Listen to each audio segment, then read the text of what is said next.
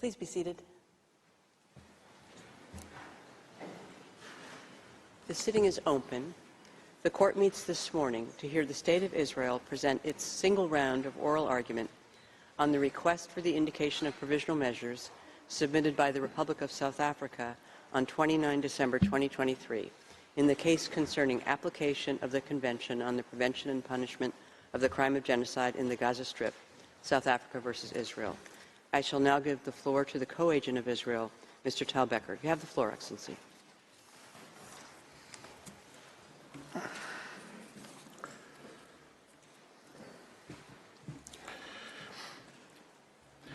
Madam President, distinguished members of the Court, it is an honor to appear before you again on behalf of the State of Israel. The State of Israel is singularly aware of why the Genocide Convention, which has been invoked in these proceedings, was adopted.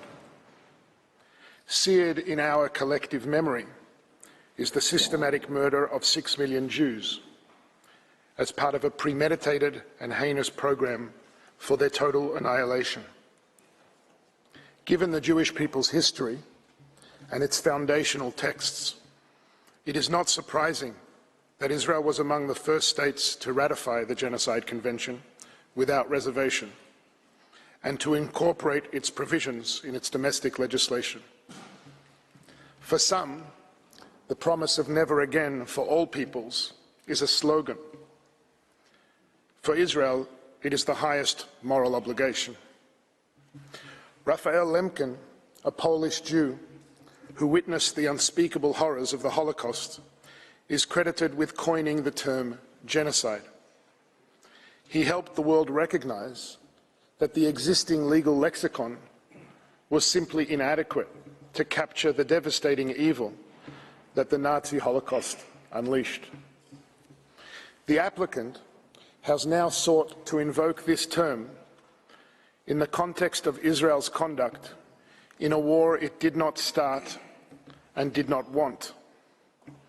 A war in which Israel is defending itself against Hamas, Palestinian Islamic Jihad, and other terrorist organizations whose brutality knows no bounds. The civilian suffering in this war, like in all wars, is tragic. It is heartbreaking. The harsh realities of the current hostilities are made especially agonizing for civilians, given Hamas's reprehensible strategy of seeking to maximize civilian harm to both Israelis and Palestinians, even as Israel seeks to minimize it.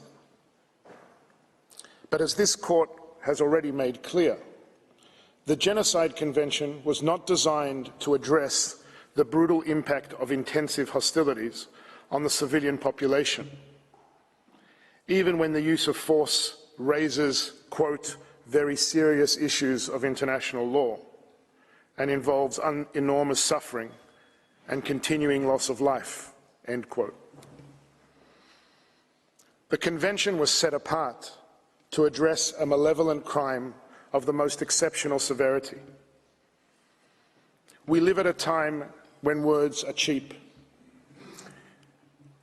In an age of social media and identity politics, the temptation to reach for the most outrageous term, to vilify and demonize, has become for many irresistible.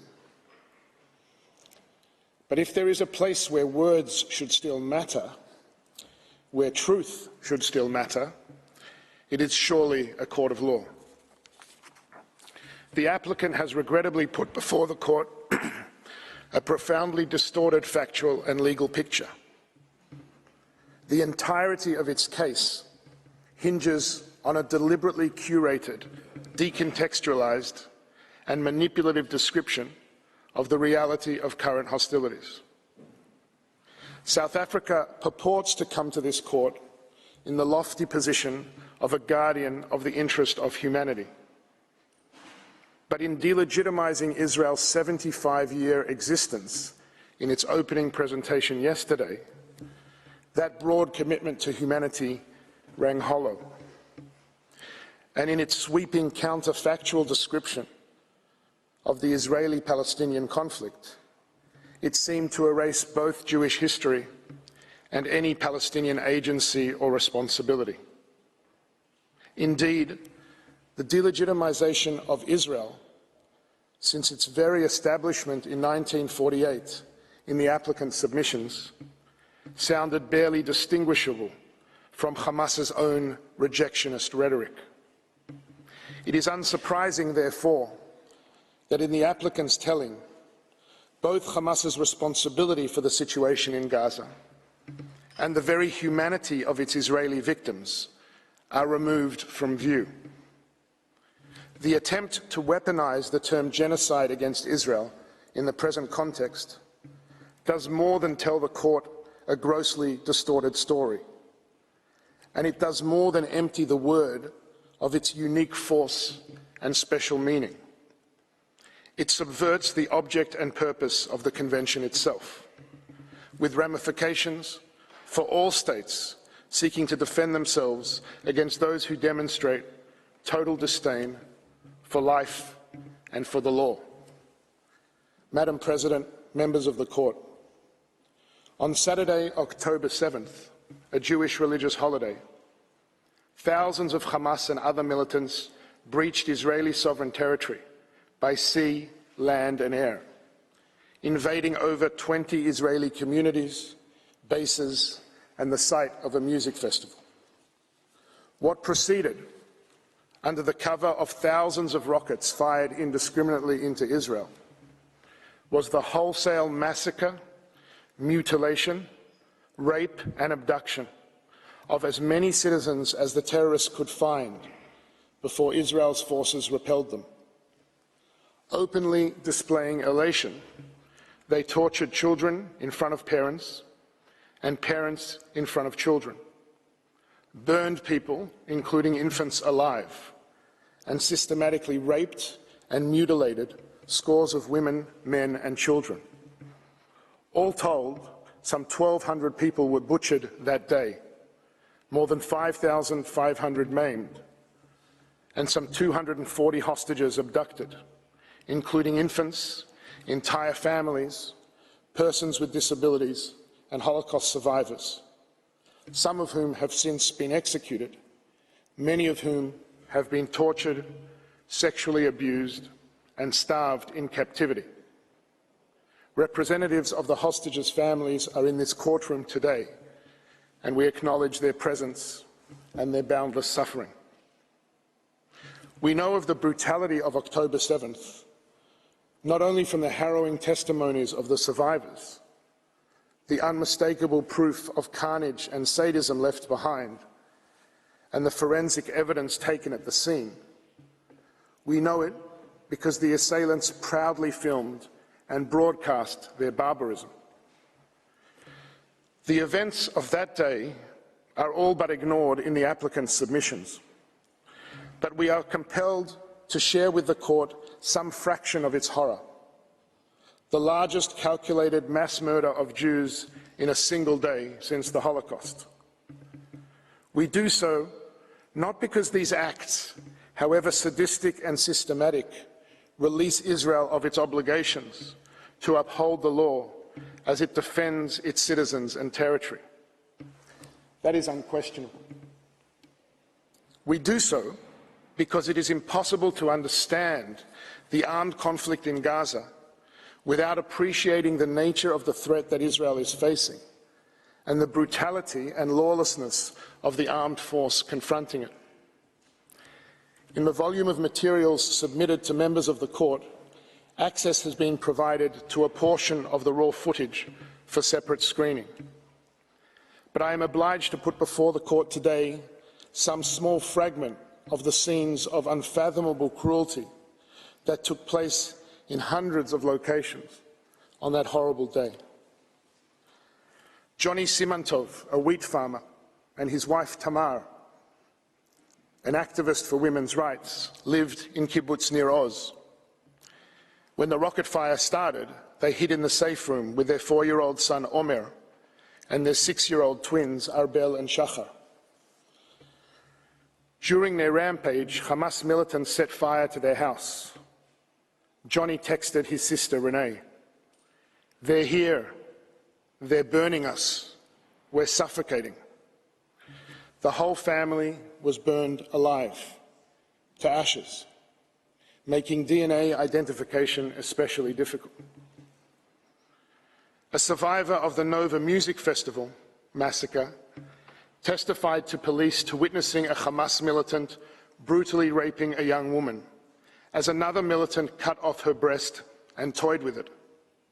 A second militant then raped her again, shooting her in the head while still inside her. In one video recorded by a home surveillance system, a Hamas militant throws a grenade into a safe room where a father and his two sons have rushed to hide. The father is killed. The two sons are injured and bleeding as a militant pulls them into the living room. One child can be heard screaming to his brother, "Why am I alive? I can't see anything. They're going to kill us." The militant casually opens the fridge, takes out a bottle and drinks. And then there is this recording from Kibbutz Mefalsim.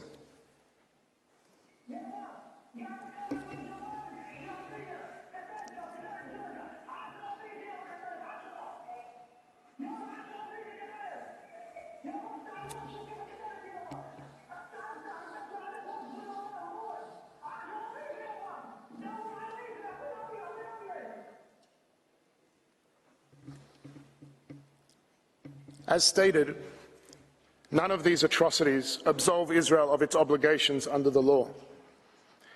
But they do enable the court to appreciate three core aspects of the present proceedings, which the applicant has obscured from view. First, that if there have been acts that may be characterized as genocidal, then they have been perpetrated against Israel. If there is a concern about the obligations of states under the Genocide Convention, then it is in relation to their responsibilities to act against Hamas's proudly declared agenda of annihilation, which is not a secret and is not in doubt. The annihilationist language of Hamas's charter is repeated regularly. It is expressed no less chillingly in the words of senior Hamas member Razi Hamad to Lebanese television on October 24, 2023, who refers to the October 7th attacks, what Hamas calls the Al-Aqsa flood, as follows.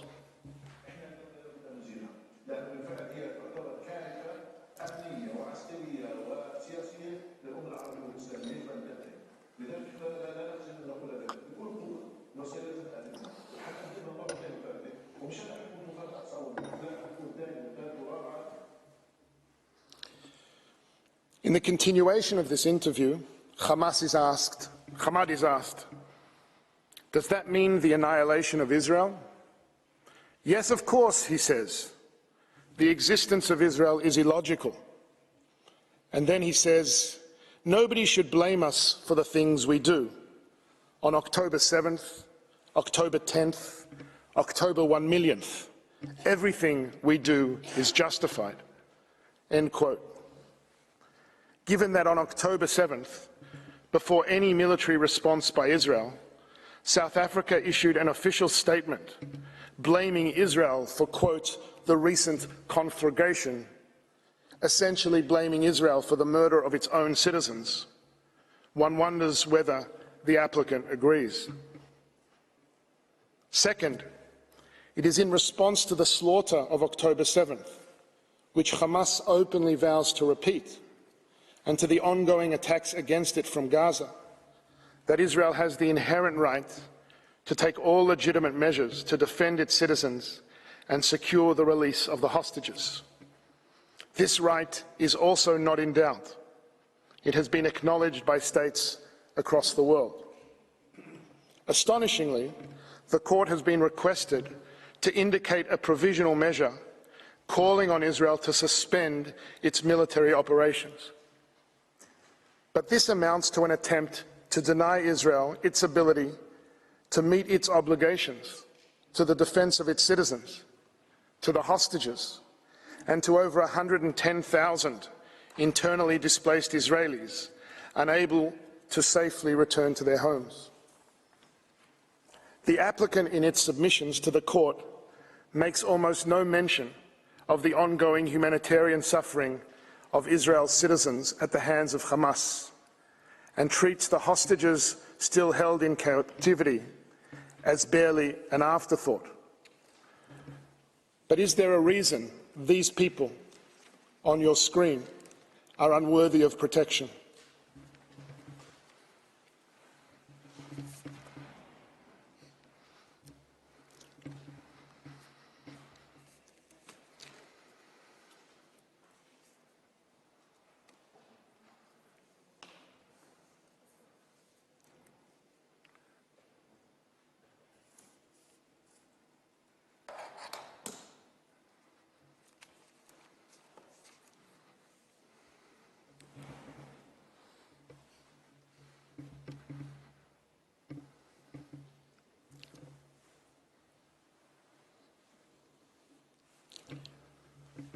Hamas is not a party to these proceedings. The applicant, by its request, seeks to thwart Israel's inherent right to defend itself, to let Hamas not just get away with its murder literally, but render Israel defenseless as Hamas continues to commit it. Yesterday, counsel for the applicant made the astonishing claim that Israel was denied this right, and as a matter of fact should not be able to protect itself from Hamas's attacks. But allow me to draw attention to these words written by Professor Vaughan Lowe. Quote, "The source of the attack, whether a state or non-state actor, is irrelevant to the existence of the right to defense. Force may be used to avert a threat because no one and no state is obliged by law passively to suffer the delivery of an attack." Israel agrees with these words, as I suspect would any sovereign state. If the claim of the applicant now is that in the armed conflict between Israel and Hamas, Israel must be denied the ability to defend its citizens, then the absurd upshot of South Africa's argument is this: under the guise of the allegation against Israel of genocide, this court is asked to call for an end to operations against the ongoing attacks of an organization that pursues an actual genocidal agenda, an organization that has violated every past ceasefire and used it to rearm and plan new atrocities, an organization that declares its unequivocal resolve to advance its genocidal plans. That is an unconscionable request, and it is respectfully submitted that it cannot stand. Third, the court is informed of the events of October 7th because if there are any provisional measures that should appropriately be indicated here, they are indeed with respect to South Africa. It is a matter of public record that South Africa enjoys close relations with Hamas, despite its formal recognition as a terrorist organization by numerous states across the world. These relations have continued unabated even after the October 7th atrocities. South Africa has long hosted and celebrated its ties with Hamas figures, including a senior Hamas delegation that, incredibly, visited the country for a, quote, solidarity gathering just weeks after the massacre. In justifying instituting proceedings, South Africa makes much of its obligations under the Genocide Convention.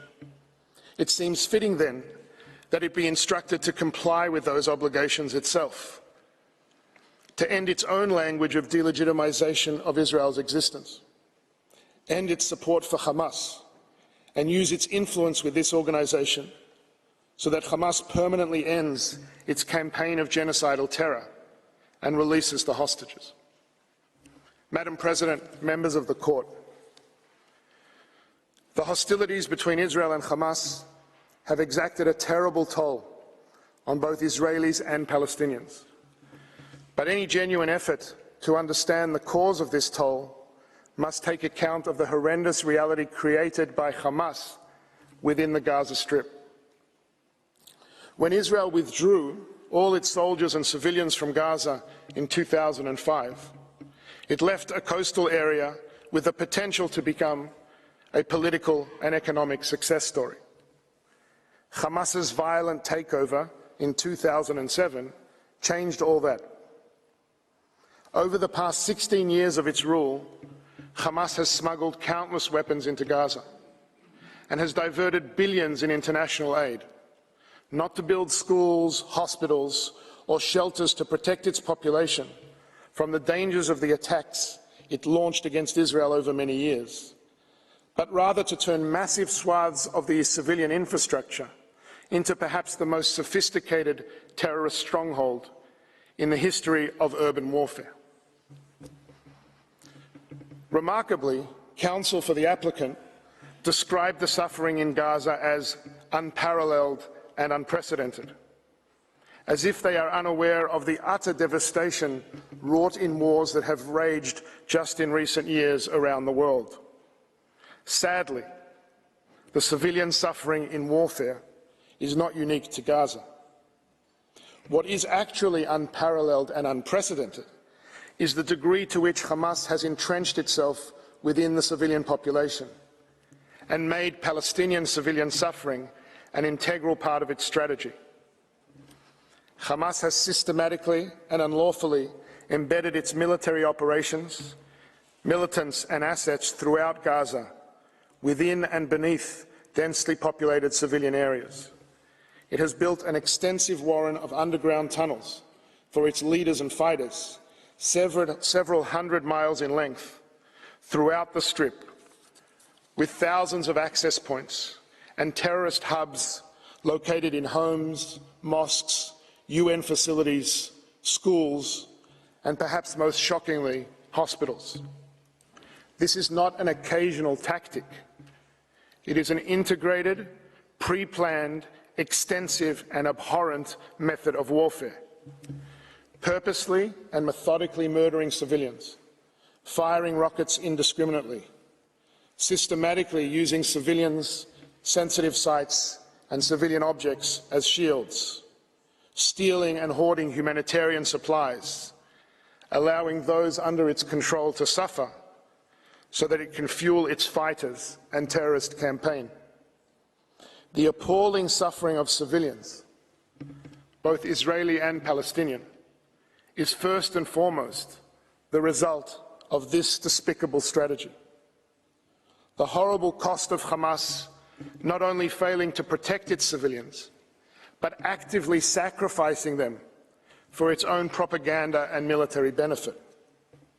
And if Hamas abandons this strategy, releases the hostages, lays down its arms, the hostilities and suffering would end. Madam President, members of the Court,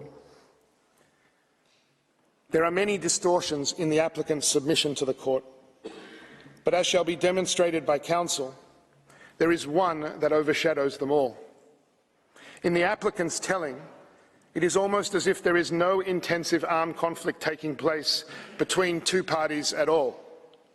No grave threat to Israel and its citizens. Only an Israeli assault on Gaza. The Court is told of widespread damage to buildings, but it is not told, for example, how many thousands of those buildings were destroyed because they were booby-trapped by Hamas. How many became legitimate targets because of the strategy of using civilian objects and protected sites for military purposes? How many buildings were struck by over 2,000 indiscriminate terrorist rockets that misfired and landed in Gaza itself? The Court is told of over 23,000 casualties, as the applicant repeats, as many have, unverified statistics provided by Hamas itself, hardly a reliable source. Every civilian casualty in this conflict is a human tragedy that demands our compassion. But the Court is not told how many thousands of casualties are in fact militants How many were killed by Hamas fire? How many were civilians taking direct part in hostilities? And just how many are the result of legitimate and proportionate use of force against military targets, even if tragic? And the court is also told of the dire humanitarian situation in Gaza. But it is not told of Hamas's practice of stealing and hoarding aid. It is not told of the extensive Israeli efforts to mitigate civilian harm, of the humanitarian initiatives being undertaken to enable the flow of supplies and provide medical attention to the wounded. The applicant purports to describe the reality in Gaza, but it is as if Hamas and its total contempt for civilian life just do not exist as a direct cause of that reality. Hamas is widely estimated to have over 30,000 fighters and is known to bring minors no older than 15 or 16 into its ranks. They are coming for us. But in South Africa's telling, they have all but disappeared. There are no explosives in mosques and schools and children's bedrooms, no ambulances used to transport fighters, no tunnels and terrorist hubs under sensitive sites, no fighters dressed as civilians, no commandeering of aid trucks, no firing from civilian homes, UN facilities, and even safe zones. There is only Israel acting in Gaza. The applicant is essentially asking the court to substitute the lens of armed conflict between a state and a lawless terrorist organization with the lens of a so-called genocide of a state against a civilian population. But it is not offering the court a lens. It is offering it a blindfold. Madam President, members of the court, the nightmarish environment created by Hamas has been concealed by the applicant, but it is the environment in which Israel is compelled to operate. Israel is committed, as it must be, to comply with the law, but it does so in the face of Hamas's utter contempt for the law. It is committed, as it must be, to demonstrate humanity, but it does so in the face of Hamas's utter inhumanity. As will be presented by Council, these commitments are a matter of express government policy, military directives and procedures. They are also an expression of Israel's core values. And, as shall also be shown, they are matched by genuine measures on the ground to mitigate civilian harm under the unprecedented and excruciating conditions of warfare created by Hamas. It is plainly inconceivable, under the terms set by this very court, that a state conducting itself in this way, in these circumstances, may be said to be engaged in genocide, not even prima facie. The key component of genocide, the intention to destroy a people in whole or in part, is totally lacking. What Israel seeks by operating in Gaza is not to destroy a people, but to protect a people, its people, who are under attack on multiple fronts, and to do so in accordance with the law, even as it faces a heartless enemy determined to use that very commitment against it. As will be detailed by Council, Israel's lawful aims in Gaza have been clearly and repeatedly articulated by its Prime Minister, its Defence Minister, and all members of the War Cabinet. As the Prime Minister reiterated yet again this week, Israel is fighting Hamas terrorists, not the civilian population. Israel aims to ensure that Gaza can never again be used as a launchpad for terrorism. As the Prime Minister reaffirms, Israel seeks neither to permanently occupy Gaza or to displace its civilian population. It wants to create a better future for Israelis and Palestinians alike, where both can live in peace, thrive and prosper, and where the Palestinian people have all the power to govern themselves, but not the capacity to threaten Israel. If there is a threat to that vision, if there is a humanitarian threat to the Palestinian civilians of Gaza, it stems primarily from the fact that they have lived under the control of a genocidal terrorist organization that has total disregard for their life and well-being. That organization, Hamas, and its sponsors seek to deny Israel, Palestinians, and Arab states across the region the ability to advance a common future of peace, coexistence, security, and prosperity. Israel is in a war of defense against Hamas, not against the Palestinian people, to ensure that they do not succeed. In these circumstances, there can hardly be a charge more false and more malevolent than the allegation against Israel of genocide. The applicant has regrettably engaged in a transparent attempt to abuse the Convention's compulsory jurisdiction mechanism, and in particular the provisional measures phase of proceedings, to bring under the purview of the court matters over which, in truth, it lacks jurisdiction. Madam President, members of the court, the Genocide Convention was a solemn promise made to the Jewish people and to all peoples of never again. The applicant, in effect, invites the court to betray that promise. If the term genocide can be so diminished in the way that it advocates, if provisional measures can be triggered in the way that it suggests, the Convention becomes an aggressor's charter. It will reward, indeed encourage, the terrorists who hide behind civilians at the expense of the states seeking to defend against them. To maintain the integrity of the Genocide Convention, to maintain its promise and the court's own role as its guardian, it is respectfully submitted that the application and request should be dismissed for what they are, a libel designed to deny Israel the right to defend itself according to the law from the unprecedented terrorist onslaught it continues to face, and to free the 136 hostages Hamas still holds. I thank you for your kind attention. May I ask, Madam President, that you call Professor Shaw to the podium. I thank the co-agent of Israel for his statement, and I now invite Professor Malcolm Shah to take the floor. You have the floor, Professor Shah.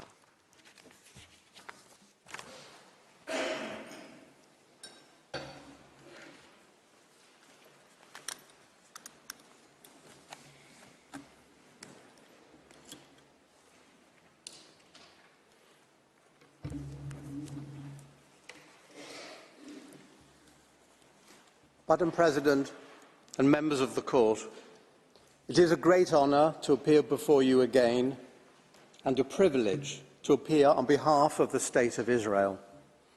It is my task today to address the issues falling within the general categories of prima facie jurisdiction and the preservation of alleged rights sought to be protected. However, I would like first to make a preliminary comment about the key question of context. It constitutes the framework for the consideration of this request for the grant of provisional measures. South Africa casts its net widely. In its application, it uses the word context many times. In particular, it declares that it is important to place the acts of genocide in the broader context of Israel's conduct towards the Palestinians during its 75-year-long apartheid. Leaving aside the outrageous nature of that statement, why stop at 75 years? Why not refer to 1922 and the approval by the Council of the League of Nations of the British Mandate? Or 1917, the proclamation of the Balfour Declaration? Maybe also include the entry into the land of Israel of the Israelite tribes some 3,500 years ago. No. The immediate and proximate context for the specific allegations of genocide claimed by South Africa lies in the events of the 7th of October, when Hamas militants and other armed groups and individuals stormed into the internationally recognised sovereign territory of Israel and committed acts of barely credible atrocity. It was these events that truly constitute the real context for South Africa's allegations. Indeed, such acts may be seen as the real genocide in this situation. As the President of the European Commission put it on the 19th of October, there was no limit to the blood Hamas terrorists wanted to spill. They went home by home. They burned people alive. They mutilated children and even babies. Why? Because they were Jews. Because they were living in the state of Israel. And Hamas's explicit goal is to eradicate Jewish life from the Holy Land. These terrorists, supported by their friends in Tehran, will never stop. And so Israel has the right to defend itself in line with humanitarian law. Of course, these atrocities do not justify violations of the law in reply, still less genocide. But they do justify, mandate even, the exercise of the legitimate and inherent right of a state to defend itself, as enshrined in the UN Charter and under customary international law. To put an end to the continuing attacks against it and to prevent them from succeeding, a threat that has been made explicitly by Hamas and repeated, and it is thus real and imminent. This context is critical, for it shows that the true nature of the situation as it has unfolded, particularly the 7th of October, is that of an armed conflict. A heavily armed militia and its allies precipitated egregious hostilities, and the consequences lie everywhere. The point is this: armed conflict, even when fully justified and conducted lawfully, is brutal and costs lives, particularly when the militia in question specifically targets civilians and civilian facilities, and when it is patently unconcerned about causing civilian casualties on its own side. The conflict is also regulated by law, the rules and principles of international humanitarian law under the Hague Regulations, the Geneva Conventions of 1949, and customary international law. These are well developed and applicable and are fully respected by Israel. Such rules cover permitted activities under international humanitarian law, where civilian damage and loss, always to be regretted, are caused in the legitimate pursuit of military objectives through to the violation of the law, being grave breaches of the Geneva Conventions and up to war crimes and crimes against humanity. However, the only category before this court is genocide. Not every conflict is genocidal. The crime of genocide in international law and under the Genocide Convention in international law is a uniquely malicious manifestation. It stands alone amongst the violations of international law as the epitome and zenith of evil. It has been described correctly as the crime of crimes, the ultimate in wickedness. Indeed, the court itself emphasised in its order of the 2nd of June 1999 that the threat or use of force cannot in itself constitute an act of genocide within the meaning of Article 2 of the Geneva Convention, and particularly instant bombing, as lacking the element of intent in the circumstances. To put it another way, if claims of genocide were to become the common currency of armed conflict, whenever and wherever that occurred, the essence of this crime would be diluted and lost. I turn now to the question of the prima facie jurisdiction of the court in the matter before us. Article 9 of the Genocide Convention, to which both states are parties without reservation, makes the court's jurisdiction conditional on the existence of a dispute relating to the interpretation, application, or fulfilment of the Convention. And the relevant date for determining the existence of such a dispute is the date on which the application is submitted to the court. Whether or not a dispute in these terms exists at the time of the filing of the application is a matter for objective determination by the court. It is a matter of substance and not a question of form or procedure. The court will take into account, in particular, any statements or documents exchanged between the parties, as well as any exchanges made in multilateral settings, the court has said. The key point here is the use of the term exchange between the parties. Unilateral assertion does not suffice. There needs to be some element of engagement between the parties.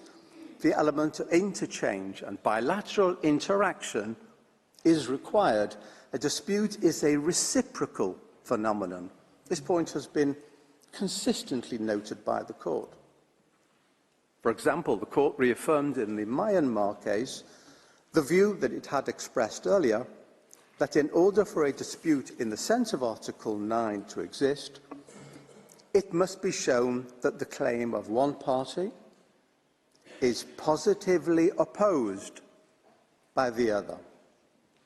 The court further referred in the Marshall Islands cases to the need that the respondent should not be deprived of the opportunity to react before the institution of proceedings to the claim made against its own conduct.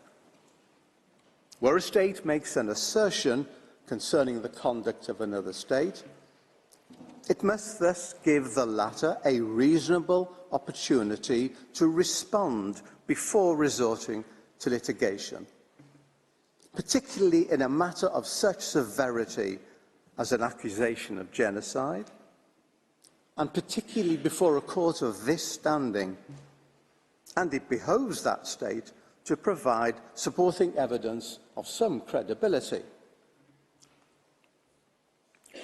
Here, South Africa cites only a couple of general public statements by Israel, referencing merely a press report by Reuters and a publicity release from the Israeli Ministry of Foreign Affairs. These responses were not addressed directly or even indirectly to South Africa. There is no evidence of positive opposition as required by the court. Further, South Africa cites no relevant exchange between the parties, which would be the normal fashion for the expression and determination of a dispute between states. This actually typifies how South Africa has approached this matter. It seems to believe that it does not take two to tango. It is sufficient if one state determines there is a dispute, leaving the other party flummoxed. Professor Dugard explains that South Africa had voiced its concerns in the Security Council and in public statements, and had further referred the matter to the International Criminal Court. At that point, he says, it became clear there was a serious dispute between the two states. The court has emphasised that in the case of statements made by one state in a multilateral forum, the court must give particular attention inter alia to the content of a party statement and to the identity of the intended addressees in order to determine whether that statement, together with any reaction thereto, show that the parties before it held clearly opposite views. South Africa's actions were insufficient. Indeed, in the Marshall Islands cases, the court, referring specifically to a statement made at a conference, noted that it did not call for a specific reaction by the UK, and thus no opposition of views can be inferred from the absence of any such reaction. Specific reaction. It is thus disingenuous for Professor Dugard to conclude that Israel must have been aware from South Africa's public statements, démarche and referral to the ICC of Israel's genocidal acts, that a dispute existed between the two states. This is not a dispute, it is a unispute, a one-sided clapping of hands. Professor Dugard perhaps tries to retrieve the situation by declaring that special considerations apply to the existence of disputes concerning Article 9, without telling us what those conditions could possibly be. We come now to the rather bizarre story of the exchange of note verbal. Professor Dugard would have us believe that such exchanges are merely a matter of courtesy of little real consequence. This is not the normal understanding of such notes and their importance in international relations, but he says this for a reason, as we shall see. South Africa instituted proceedings against Israel on the 29th of December. In its long recital, the application notes that on the 21st of December, South Africa sent a note verbal to Israel, raising its concerns about genocide in Gaza. The application further states that Israel has not responded directly to South Africa's note verbal. This is incorrect. Israel did indeed respond that very day, informing South Africa that the note verbal has been forwarded to Capital and that a response was expected shortly. South Africa confirmed the next day that it had received the message. On the 26th of December, the Director General of Israel's Ministry of Foreign Affairs proposed to his counterpart in the Department of International Relations and Cooperation of South Africa by text to schedule a meeting at his earliest convenience in order to discuss the issues raised.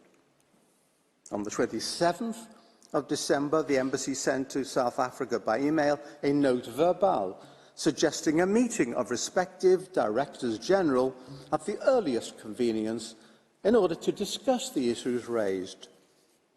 An attempt by the embassy to hand-deliver the note was refused due to a national holiday, and the South African Department of International Relations specifically advised the embassy on the 28th of December to hand-deliver the note on the 2nd of January. The application was instituted on the 29th of December. This was an attempt by the State of Israel, in good faith, to open a dialogue and discuss South Africa's concerns. However, not only was this ignored at the relevant time, but South Africa proceeded to institute proceedings the following day and declared in its application that no reply had been received to its note verbal, which was patently not the case.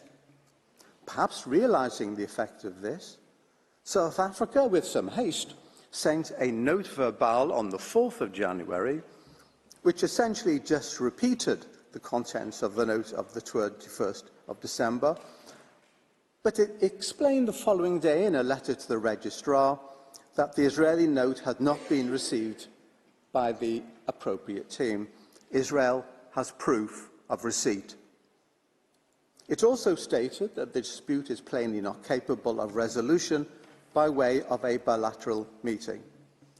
Nevertheless, it suggested to hold a meeting the next morning.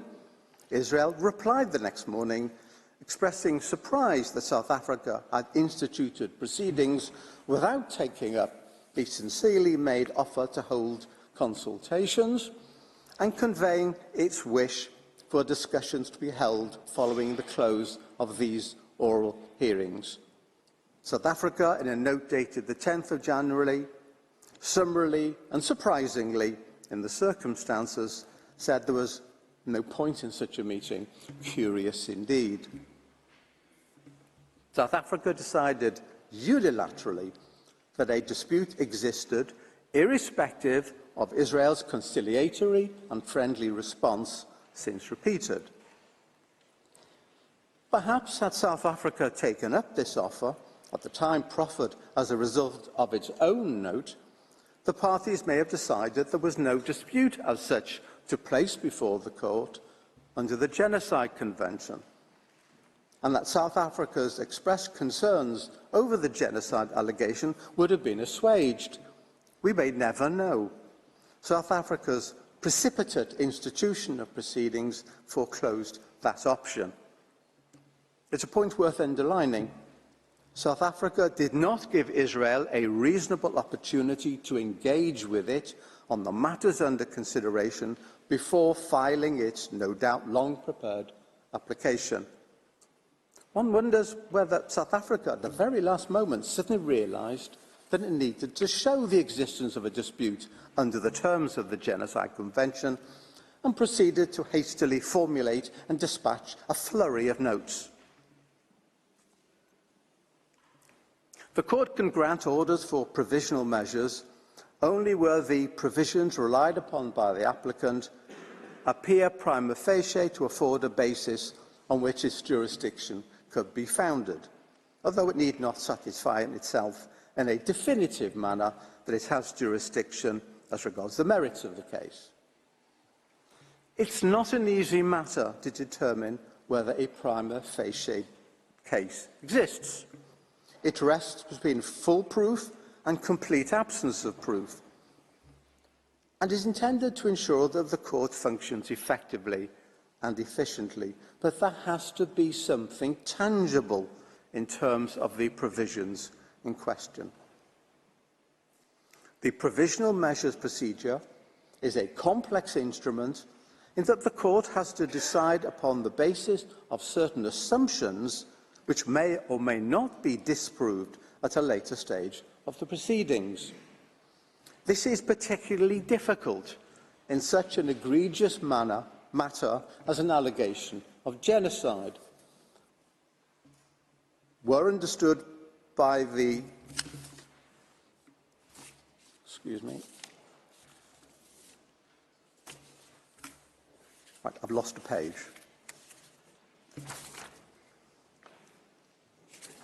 Okay.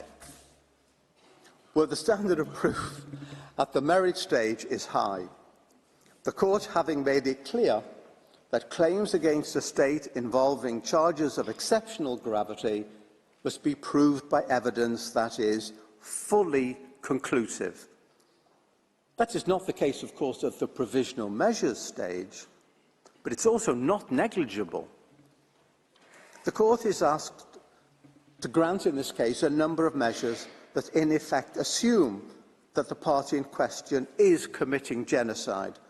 As Mr. Staker will show later this morning, mud is thrown at a stage before conclusive proof, and it may stick even if the accusation is comprehensively disproved at the merits phase, as we expect. A serious political and security price may be paid by the grantee of such measures, even though it may later be shown to be completely unwarranted. This must surely require that the court acts with caution and understanding, particularly in evaluating the components of the allegation in law. Provisional measures are intended to constitute a shield and not a sword, to preserve, not undermine, rights. We have shown that one element of Article 9, that of the need to demonstrate the existence of a dispute, as understood by the court in the light of its case law, is lacking. The second element concerns the question as to whether the act complained of by the applicant can be seen as falling within the provisions of the Convention.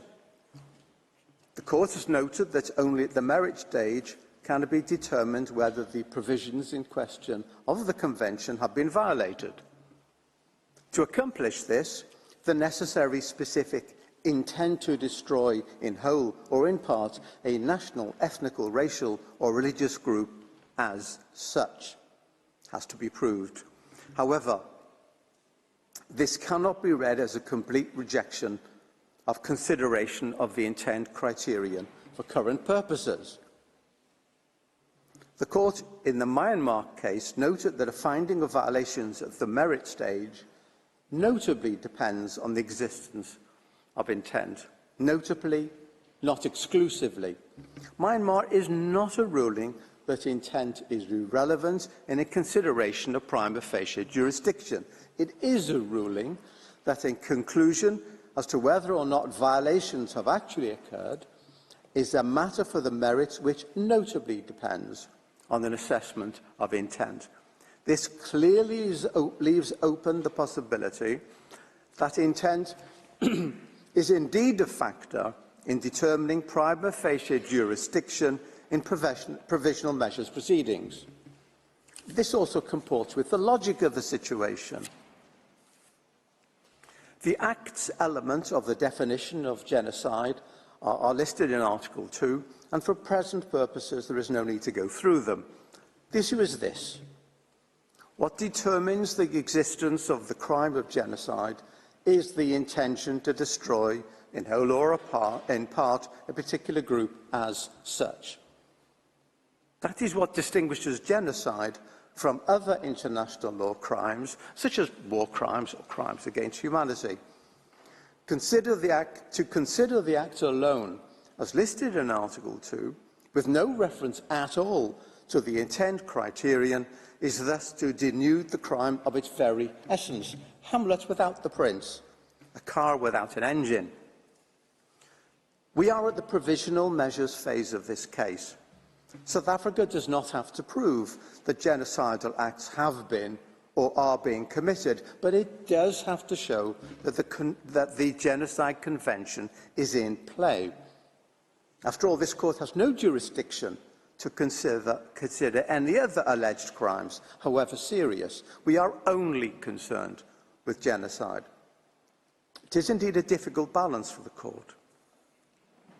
The Court has stated that what is required at this stage is to establish whether the acts complained of are capable of falling within the provisions of the Genocide Convention. But the acts complained of may only be capable of falling within the provisions of the Genocide Convention if the intent is present. Otherwise, such acts cannot constitute genocide. The factor intent colours the whole question of Article 2 acts.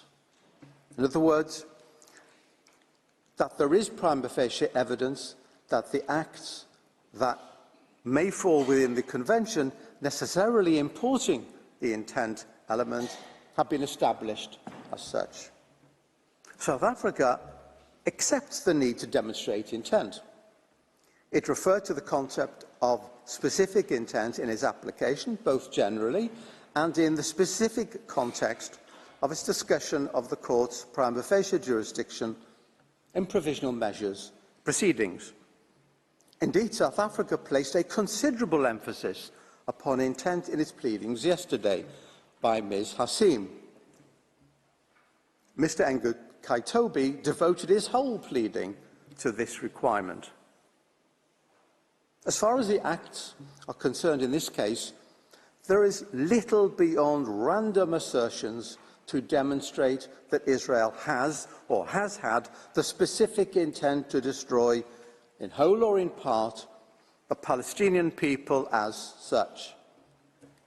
The intention, faced with the 7th of October atrocities and the continuing rocket fire and incarceration of the hostages on the part of Israel to act in order to defend itself so as to terminate the threats against it and rescue the hostages, certainly exists. The intent to deal with the armed militants of Hamas and other such groups is undeniable.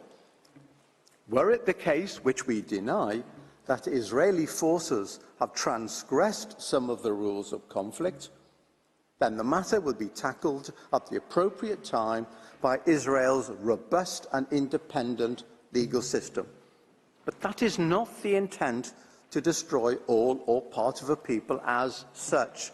Israel's actions in restricting its targeting practices to attack military personnel or objectives in accordance with international humanitarian law in a proportionate manner in each case, as well as its practice of mitigating civilian harm, such as by force, leafleting and so forth, coupled with the facilitation of humanitarian assistance, all demonstrate the precise opposite of any possible genocidal intent.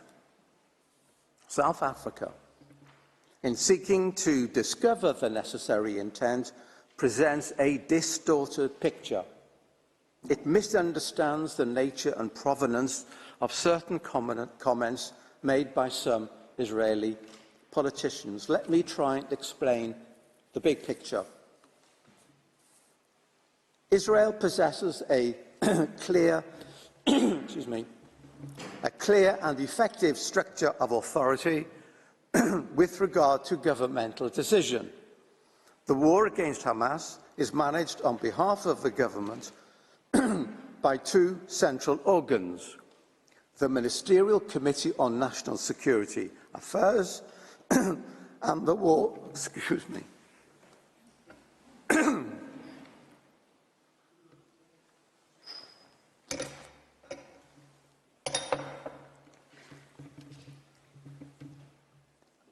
and the War Cabinet, the latter established for the purpose of managing the war by the former. These bodies make the relevant decisions regarding the war's conduct, and according to Israeli law, the decisions of the government and its committees obligate the ministers of the government in accordance with the principle of collective responsibility. It is the collective decisions of these bodies which are the binding provisions in question.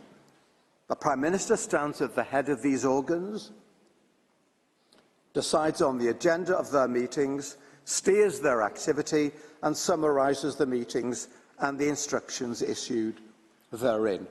To make it clear, in order to determine the policy and intentions of the government of Israel, it is necessary to examine the decisions of the Ministerial Committee on National Security Affairs and the War Cabinet, and to examine whether the particular comments expressed conform or not with the policies and decisions made. Thus, to produce random quotes that are not in conformity with government policy, produced as describing, is misleading at best. Such as the statement by the Minister of Heritage, for example, who is completely outside the policy and decision-making process in the war. In any event, his statement was immediately repudiated by members of the War Cabinet and other ministers, including the Prime Minister. In tab 1A of the volume which Israel has submitted to the court, one may find numerous excerpts from internal cabinet decisions that attest to Israel's true intent throughout this war. For example, one finds the instructions from the Prime Minister in a meeting of the Ministerial Committee on National Security Affairs from the 29th of October, stating the following. 1. The Prime Minister stated time and again, we must prevent a humanitarian disaster. 2. The Prime Minister indicated the possible sorts of solutions that will ensure required supply of water, food and medicine, increasing the amount of trucks entering with the necessary inspections. 3. Promoting the construction of field hospitals in the south of the Gaza Strip. To re-emphasise, this is a directive to authorities, nothing less.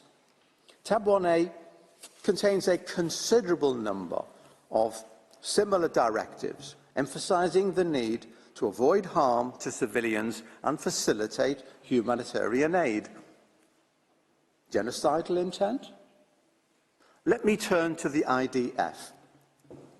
This, like every army, is a hierarchical body that operates by way of orders from superiors and is headed by the Chief of the General Staff. Remarks or actions of a soldier do not and cannot reflect policy.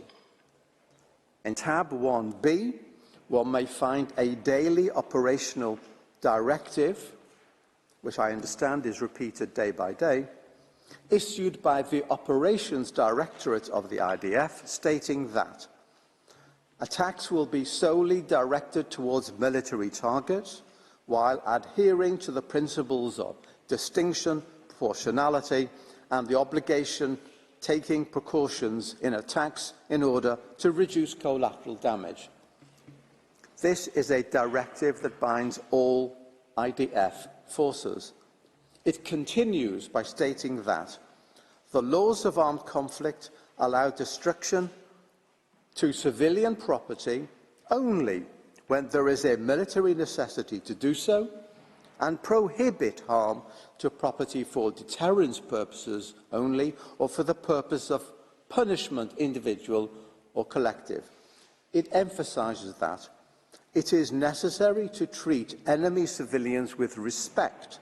They should not be treated in a humiliating manner, and civilians should not be used for the purpose of performing activities that might put them under risk to their life or their body. This is a mandatory instruction, effective since the start of the war. Tab 1b contains many similar provisions, which are themselves only an illustration of many other such directives, orders and procedures. Further, on the 28th of October, the Prime Minister publicly declared that the IDF is doing everything possible to avoid harming those not involved, while on the 18th of November, he declared that, first of all and above all else, Israel acts according to the laws of war. This is how our army works. The Minister of Defence publicly stated on the 29th of October that we are not fighting the Palestinian multitude and the Palestinian people in Gaza, and declared on the 13th of November that our war is against the Hamas terrorist organisation, not the people of Gaza. Again, the President of Israel declared on the 12th of October that we are operating militarily according to rules of international law, period, unequivocally. We have collated numerous such statements by the President, by the Prime Minister, by the Minister of Defence, by the IDF spokesperson and others in tab 2 of our volume. Since this is such a critical part of South Africa's thesis, permit me to refer to two further statements by the Prime Minister. I start with the most recent, 10th of January. Israel has no intention of permanently occupying Gaza or displacing its civilian population. Israel is fighting Hamas terrorists, not the Palestinian population, and we are doing so in full compliance with international law. The IDF is doing its utmost to minimise civilian casualties, but Hamas is doing its utmost to maximise them by using Palestinian civilians as human shields. The IDF urges Palestinian civilians to leave war zones by disseminating leaflets, making phone calls, providing safe passage corridors, while Hamas prevents Palestinians from leaving at gunpoint and often with gunfire. Our goal is to rid Gaza of Hamas terrorists and free our hostages. Once this is achieved, Gaza can be demilitarized and de-radicalized, thereby creating a possibility for a better future for Israel and Palestinians alike. On 23rd of November, Prime Minister Netanyahu declared that any civilian death is a tragedy. Anyone And to avoid them, what you do is first you try and get the civilian out of harm's way. And that's exactly what we did. There are many more of the same. Any careful review of the official and binding policy decisions made by the relevant authorities in Israel since the outbreak of the war clearly evidence that such decisions lack any genocidal intent. The contrary is true. They are indicative of the consistent and relentless commitment of Israeli relevant authorities to mitigate civilian harm and alleviate civilian suffering in Gaza. Some of the comments to which South Africa refers are clearly rhetorical, made in the immediate aftermath of an event which severely traumatized Israel, but which cannot be seen as demanding genocide. They express anguish and the necessity to restore control over Israel's own territory under severe threat and safety to its citizens. As Judge Tomka has noted, sometimes statements are made which are nothing more than a part of the recent wartime rhetoric, intending to put the blame and shame on the other side. Not to be totally ignored, but not to be ascribed an importance which belies how and when they were made, nor of legal significance. Let me refer to one further matter of some biblical moment. Yesterday, the applicant referred time and again to two statements by the Israeli Prime Minister where he said, "Remember what Amalek did to you," and attached great importance to it as part of the argument that Israel has demonstrated a genocidal intent. There is no need here for a theological discussion on the meaning of Amalek in Judaism, which was indeed not understood by the applicant. Let me just turn to the Prime Minister's statement of the 28th of October, which was partially and misleadingly quoted yesterday. He said, "We are now entering the second phase of the war, which its objectives are clear: destruction of the military and governmental capabilities of Hamas and the return of the hostages back home. In the last couple of days, I have met with our soldiers in the bases, in the field, in the north and in the south. Remember what Amalek has done to you. We remember and we are fighting. In front of our brave and hero soldiers, there is one prior mission: to defeat the murderous enemy and secure our existence in our land. The IDF is the most moral army in the world." The IDF are additional examples of misleading quotes by the applicant regarding Israel's policy. It is thus our conclusion that South Africa has failed to demonstrate the prima facie jurisdiction of the court. I turn to the next issue. As the court has noted, its power to grant provisional measures has its object the preservation of the respective rights claimed by the parties in a case pending its decision on the merits. At the provisional measures stage, the court does not need to determine that such rights do actually exist in a definitive manner, but it must establish that such rights are plausible. South Africa yesterday dealt with this rather lightly. We can safely say that plausibility is an elusive concept. Simply declaring the claimed rights are plausible is insufficient. The issue was addressed by Judge Greenwood in the border area case, when he emphasised that what is required is something more than assertion, but less than proof. In other words, the party must show that there is at least a reasonable possibility that the right it claims exists as a matter of law and will be adjudged to apply to that party's case. He later discussed this in terms of a reasonable prospect of success. What is clear is that the court has sought to tie plausibility to particular treaty provisions or to general rules of international law. The court has also considered claims of fact in this context as well as law, such as the finding as to whether Equatorial Guinea plausibly used the building at 42 Avenue Foch for diplomatic purposes.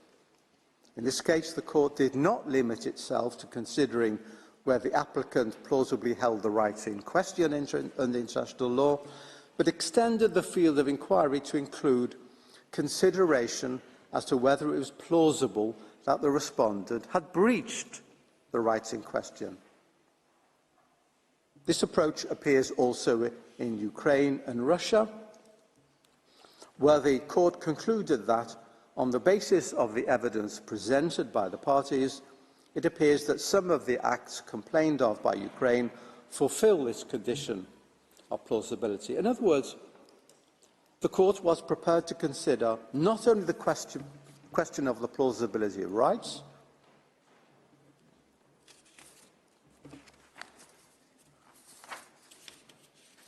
well, some has shuffled my papers.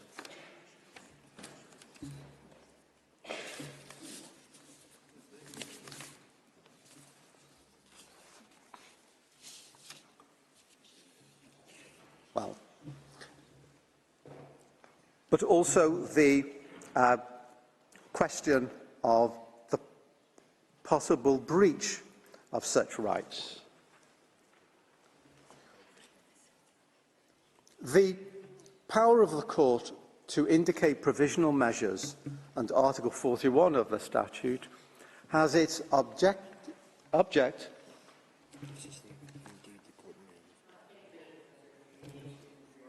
Yes, someone thought that my speech was a pack of cards.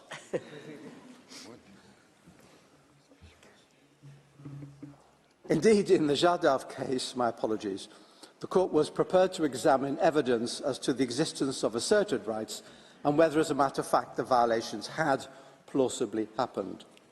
The final point to be made in this section of my pleading is simply to underline the obvious point that the court needs to consider the relevant respective rights of both parties, the respondent as well as the applicant. Article 41 provides that the purpose of the provisional measures is to preserve the rights of either party. I would note the court order of the 16th of March 2022 in Ukraine, Russia, stating that the power of the court to indicate provisional measures has as its object the preservation of the respective rights claimed by the parties. And further quote the comment in the Myanmar case that the function of provisional measures is to protect the respective rights of either party pending its final decision. This mutual protection or balancing criterion in the light of the rights of both parties is intended to prevent either party being placed in a situation of disadvantage and to ensure that irreparable prejudice will not be caused to either party. I will look briefly at the relevant rights of both parties here. As regards the applicant, I make three simple and brief points. First, South Africa has presented a confusing and a partial recital of the facts. This will be discussed later this morning by Ms. Rajwan. Secondly, that the appropriate legal framework for this tragic situation is that of international humanitarian law.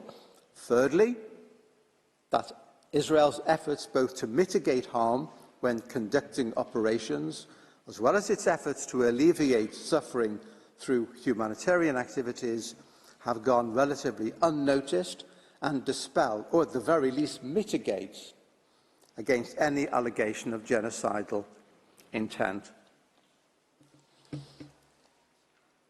As from Israel's withdrawal of its civilian and military presence from Gaza in 2005, which brought an end to its belligerent occupation, and the violent coming to power of Hamas in 2007, a situation of conflict has existed, with Hamas firing rockets at Israeli towns and villages unceasingly. However, the attack on Israel on the 7th of October was qualitatively different from all that went before. The truth is that if there has been any genocidal activity in this situation, it was the events of 7th of October. Acts and intent can and have been adequately demonstrated. But Hamas, recognised as a terrorist group by at least 41 states, including the US, the UK, all members of the EU, Canada, Australia, Saudi Arabia, Japan and Colombia, is not before the court. Only South Africa, a third party that is not involved in the armed conflict, appears. Nevertheless, as South Africa has pointed out, complicity in genocide is in play. States that supported, condoned, praised or glorified the events of the 7th of October, both at the time and later, stand guilty of a violation of Article 3E of the Convention as being complicit in genocide, and indeed of the duty to prevent genocide under Article 1. And as the agent has pointed out, South Africa has given succour and support to Hamas, at the least. Clearly of relevance to a discussion of the situation is the facilitation of humanitarian assistance, something that hardly sits well with accusations of genocidal intent. As my colleagues will demonstrate, Israel's activities in this area need to be addressed and not swept aside, as South Africa seeks to do. Prime amongst the rights of the respondent that are critical to any legal evaluation of the situation is the inherent right of any state to defend itself, embedded in customary international law and enshrined in the UN Charter. This right, afforded to states, reaffirms and underlines the responsibility of all states towards their citizens and marks the acceptance by the international community of the political reality and legal confirmation that states, when attacked, may legitimately respond in a forceful and proportionate manner. Professor Lowe yesterday sought to maintain that Israel has no right to self-defence in this situation. How could anyone possibly argue that Israel could not defend itself faced with the 7th of October atrocities and the incessant attacks against its civilians since? Indeed, a very wide range of states has acknowledged the right of self-defence here, ranging from the UK to the US, France, Germany, Italy, Canada, Japan, Ghana and Guatemala, and others. Israel bears the responsibility to exercise its protection over its citizens, not only those constantly subjected to bombardment from Gaza, but also and critically with regard to those captured and held hostage as a result of the 7th of October outrage.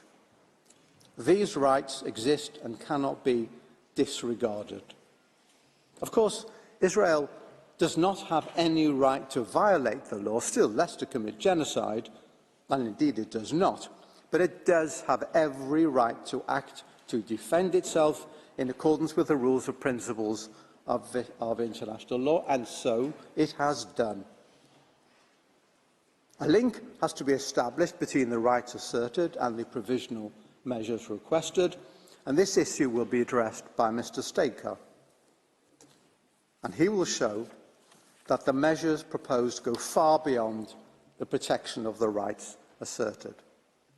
Madam President, members of the Court, this is an important case. Allegations have been made which verge on the outrageous.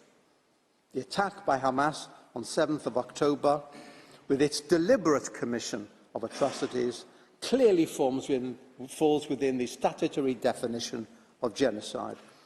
Israel's response was and remains legitimate and necessary.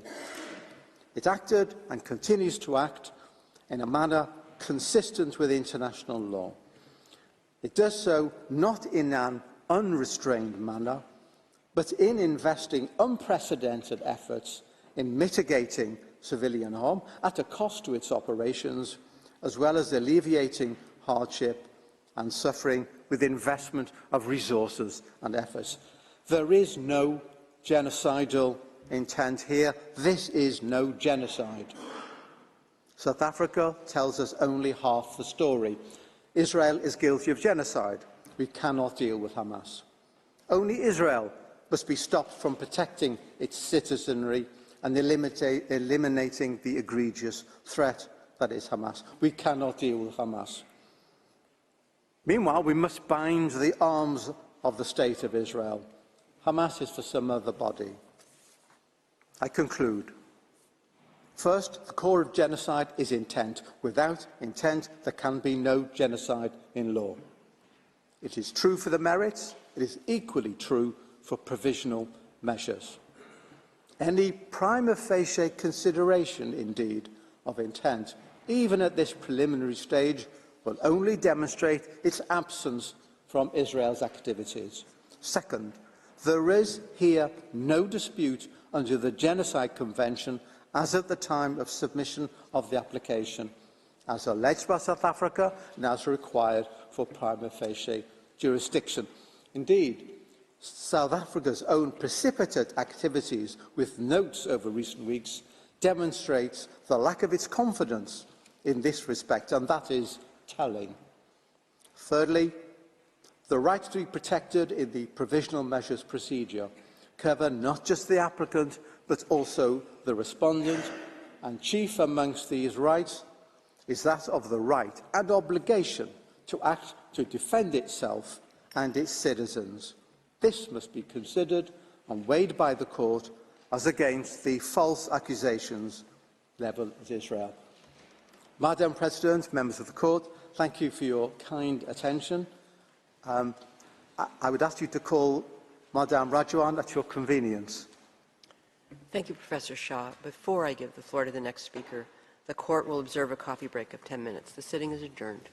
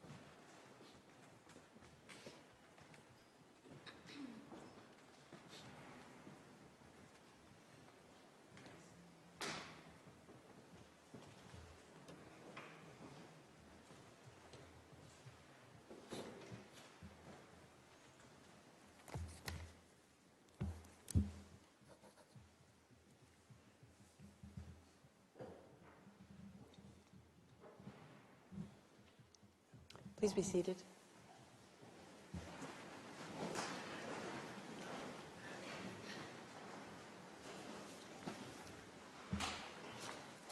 The sitting is resumed, and I now give the floor to Ms. Galit Ragwan. You have the floor.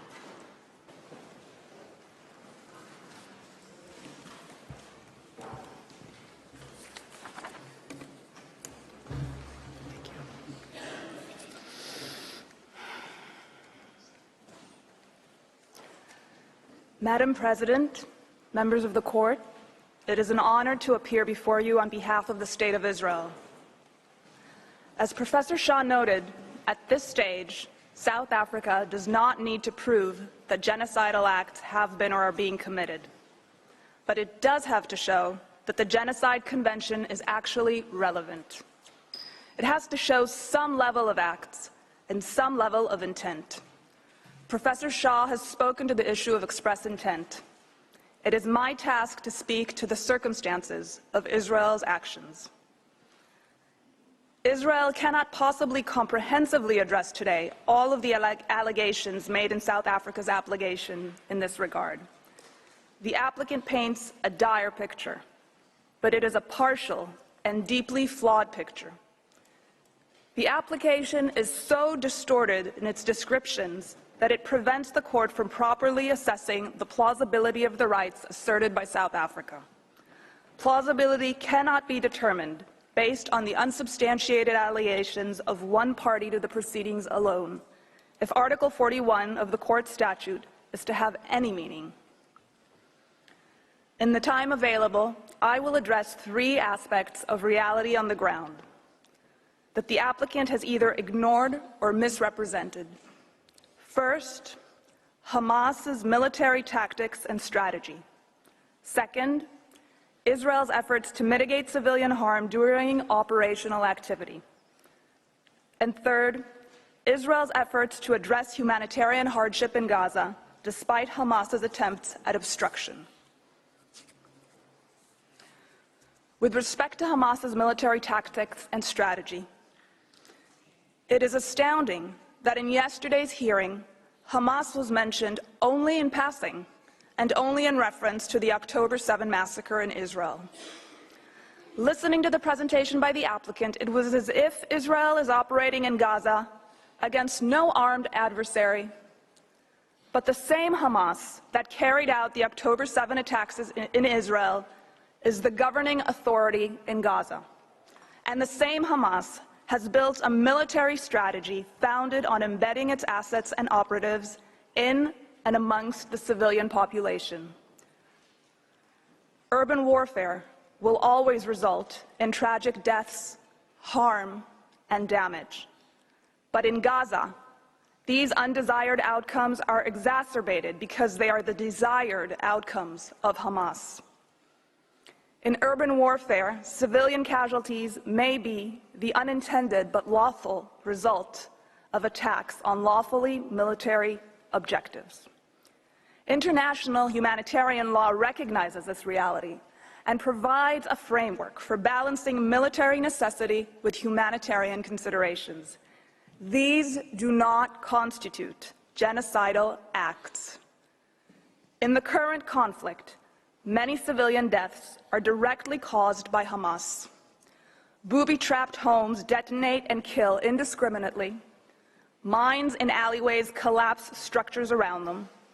And over 2,000 rockets, misfired by Hamas, have landed inside Gaza, causing untold levels of harm.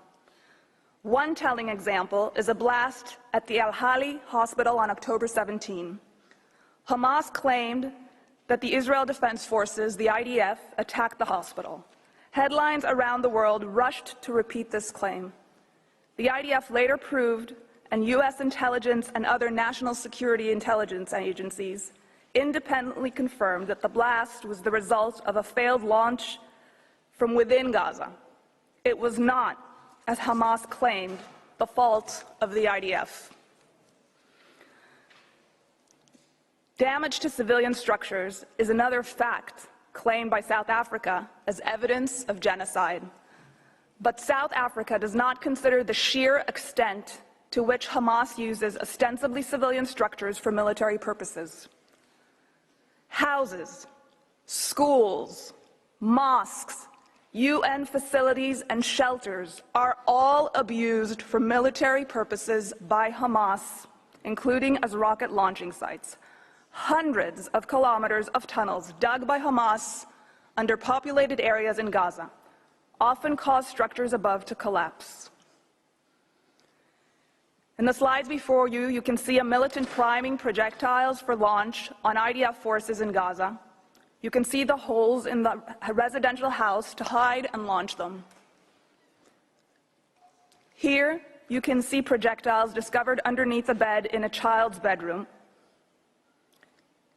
Here, a rocket being fired from a school. The launch site is circled in red. Here you can see firing from a UN school. You can see the letters UN on the roof, and the fire is circled in red. And here, long-range rocket launchers hidden inside a Scouts Club building.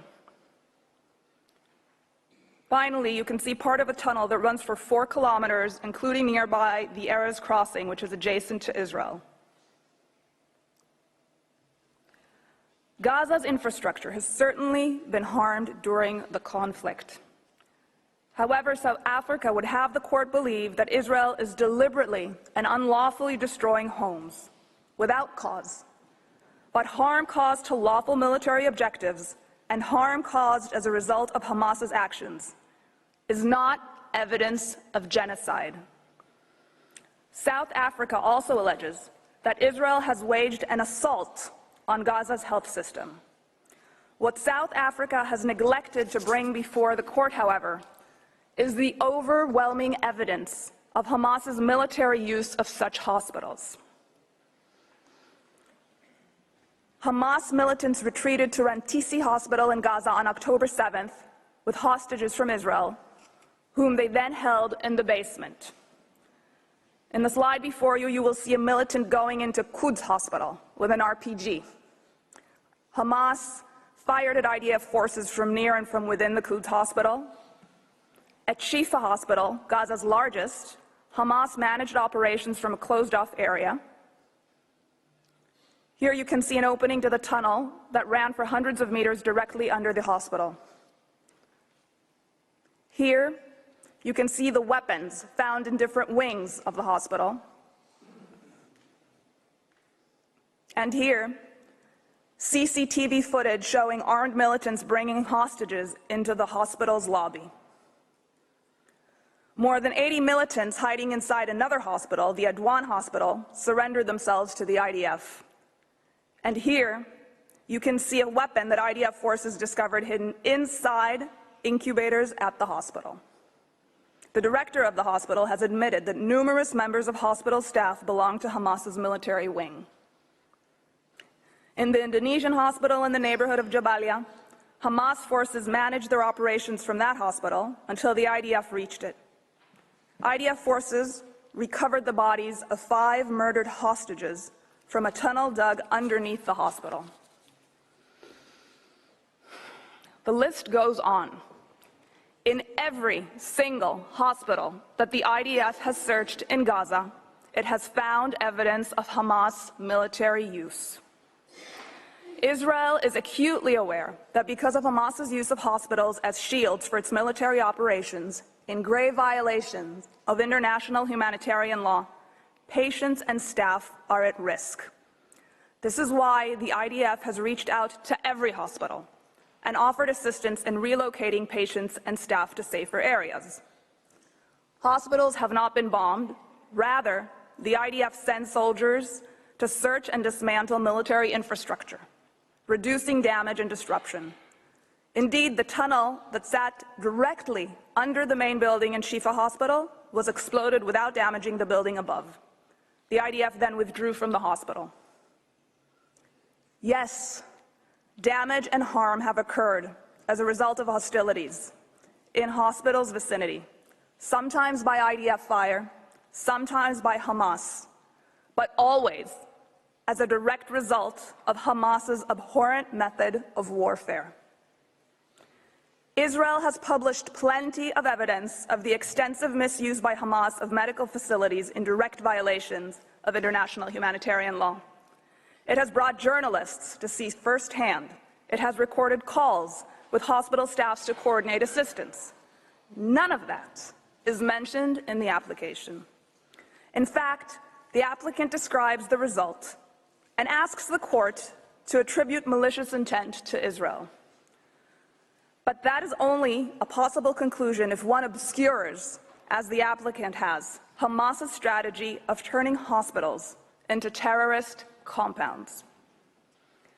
The applicant also made much of the fact that force has been even used in humanitarian zones.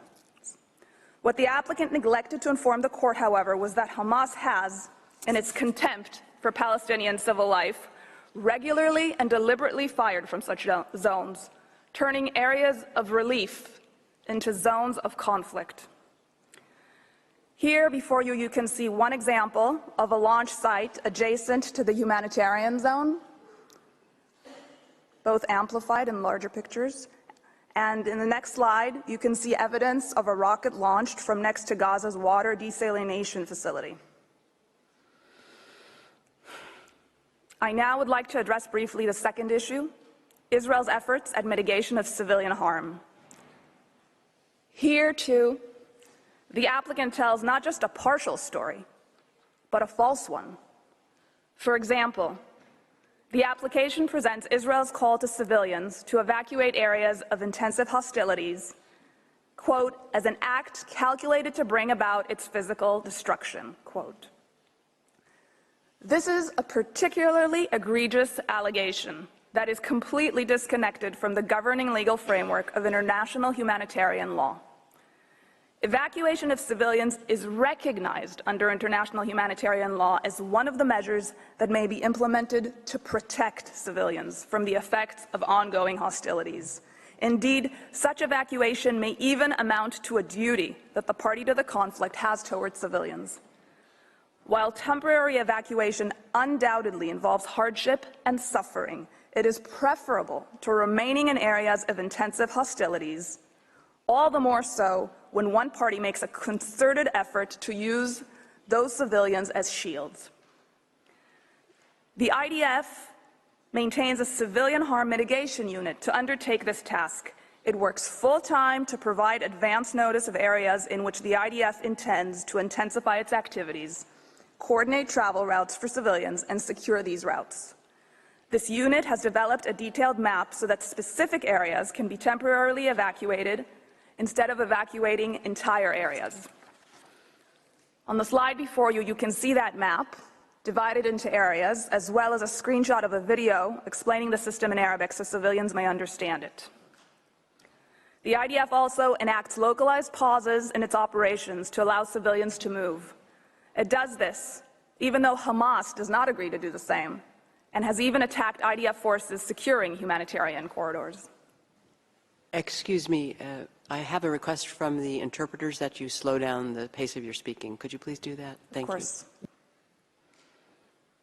Yesterday, South Africa stated that the IDF gave 24 hours notice to civilians in northern Gaza to evacuate. In fact, the IDF urged civilians to evacuate to southern Gaza for over 3 weeks before it started its ground operation. 3 weeks that provided Hamas with advance knowledge of where and when the IDF would be operating. This 3-week period for temporary evacuation is a matter of common knowledge, and the applicant's misrepresentation of this fact is at best an unfamiliarity with the events, and at worst, a desire to tailor its story to a pre-existing narrative. The IDF employs a range of additional measures in accordance with the obligation to take precautionary measures under international humanitarian law. For example, it provides effective advance warnings of attacks where circumstances permit. To date, the IDF has dropped millions of leaflets over areas of expected attacks with instructions to evacuate and how to do so, broadcast countless messages over radio and through social media, warning civilians to distance themselves from Hamas operations, and made over 70,000 individual phone calls, including to occupants of the targets, warning them of impending attacks. This requires time, it requires resources and intelligence, and the IDF invests all of these to save civilian lives. Here you can see the IDF's Arabic Twitter account providing information for civilians to evacuate specific areas, including the location of shelters nearby. Yet the applicant astonishingly claims that these efforts are in themselves genocidal. In other words, a measure intended to mitigate harm to the civilian population, sometimes exceeding the requirements of international humanitarian law, is proof, according to the applicant, of Israel's intent to commit genocide, when in fact it proves the exact opposite. My third topic, with respect to the humanitarian situation. Much attention was given by South Africa to this situation. Despite Israel's efforts to mitigate harm, there is no question that many civilians in Gaza are suffering as a result of the war that Hamas began. While Israel is seeking to minimize civilian harm, Hamas is doing everything in its power to use the civilian population and civilian infrastructure for its own protection, thwarting humanitarian efforts aimed at alleviating the distress of the civilian population. Further illustration on Hamas's tactics and Israel's efforts can be found in tabs 4 and 9 of the volume provided to the court. I now turn to describe just some of the humanitarian coordination efforts that Israel has been engaged in, and Mr. Sender will further expand on this. Israel maintains a dedicated military unit called Kogat, responsible for routine coordination with international organizations in Gaza with respect to various humanitarian aspects. It is Kogat that mans and operates the crossings between Israel and Gaza. This includes the Erez crossing, through which prior to October 7, almost 20,000 Gazans passed through into Israel daily for work. South Africa showed a map yesterday, with the Erez crossing marked closed. What it failed to note is that the crossing was attacked on October 7th by Hamas, which murdered and kidnapped Kogat staff and caused significant damage. Here you can see some of that damage. Nevertheless, Kogat works around the clock to fulfill its role. Its large professional staff run numerous initiatives, of which I will only mention a few. First, Kogat manages a mechanism by which it maintains an up-to-date picture of the needs in Gaza. It does this with the UN, other international organizations, and states, whose representatives sit in Kogat's offices. Kogat uses this monitoring to help donor states and organizations prioritize their aid efforts to fit the evolving situation on the ground. Second, Kogat facilitates the entry of aid into Gaza. Israel has publicly stated repeatedly that there is no limit on the amount of food, water, shelter, or medical supplies that can be brought into Gaza. To increase capacity, Kogat has reopened the Kerem Shalom crossing, as acknowledged by the Security Council in Resolution 2720, despite Hamas putting it under fire. Israel has offered to extend operating hours at the crossing if there is a capacity to receive the goods by international organizations on the Gazan side. Third, COGAT works to reinforce and strengthen medical services. COGAT has facilitated the huge logistical challenge of establishing 4 field hospitals in Gaza, and more are being set up, and 2 floating hospitals. It has facilitated the entry of new ambulances into Gaza, and Israel has even coordinated airdrops of aid over Gaza by Jordan, coordinating these flights with the Israel Air Force operating in Gaza. This, of course, is not to say that nothing more can be done, or that there are no challenges to the humanitarian situation in Gaza. Such challenges exist and change according to the evolving circumstances of the conflict. But it is to say that the charge of genocide in the face of these extensive efforts is frankly untenable. It is an inconvenient truth for the applicant's case, but one of the most significant challenges is the fact that Hamas commandeers consignments into Gaza and controls their distribution. Gazan residents have reported that Hamas is regularly stealing aid at the expense of its own population for the benefit of its fighters. This is a tweet stating that fuel and medical equipment was stolen by purported Hamas members from an UNRWA warehouse. UNRWA later deleted the tweet, perhaps under pressure from the authorities. Here you can see Hamas commandeering an aid truck. And here is another example.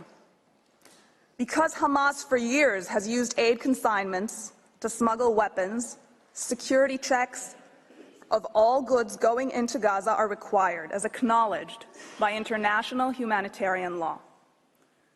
Hamas has time and again hoarded fuel, including during the current conflict, which it uses for military purposes to sustain ventilation in its expansive underground tunnel network and for its continued attacks against Israel.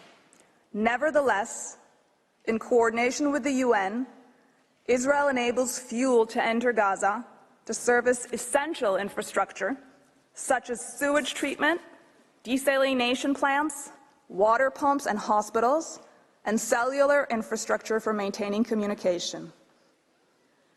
Israel remains committed to helping international organizations and states involved in the aid effort to overcome these hurdles and consistently increase the amount of aid and services available to the population in Gaza, as will be further described by Mr. Sender. Here, a picture of incubators that the IDF provided to Shifa Hospital. Here, a picture of an ambulance convoy coordinated by COGAT. A picture of consignments. A picture of ambulances, the entry of which was coordinated by COGAT. And finally, more consignments waiting to enter Gaza. Madam President, members of the court, in the time allotted, I have been able to describe only some of Israel's efforts to mitigate civilian harm and to address the humanitarian situation in Gaza. But even this mere fraction is enough to demonstrate how tendentious and partial the applicant's presentation of these facts is, and certainly enough to conclude that the allegation of intent to commit genocide is baseless. If Israel had such intent, would it delay a ground maneuver for weeks, urging civilians to seek safer space, and in doing so, sacrificing operational advantage? Would it invest massive resources to provide civilians details about where to go, when to go, how to leave areas of fighting? Would it maintain a dedicated unit staffed with experts whose sole role is to facilitate aid and who continue to do so despite having their staff killed and kidnapped? When a population is ruled by a terrorist organization that cares more about wiping out its neighbor than about protecting its own civilians, there are acute challenges in protecting the civilian population. Those challenges are exacerbated by the dynamic and evolving nature of intense hostilities in an urban area, where the enemy exploits hospitals, shelters, and critical infrastructure. Would Israel work continuously with international organizations and states, even reaching out to them on its own initiative, to find solutions to these challenges if it were seeking to destroy the population? Israel's efforts to mitigate the ravages of this war on civilians are the very opposite of intent to destroy them. Under these circumstances, far from being the only inference that could reasonably be drawn from Israel's pattern of conduct, intent to commit genocide is not even a plausible inference. Madam President, members of the Court, that concludes my statement. I thank you for your kind attention, and I ask that you now invite Mr. Sender to the podium.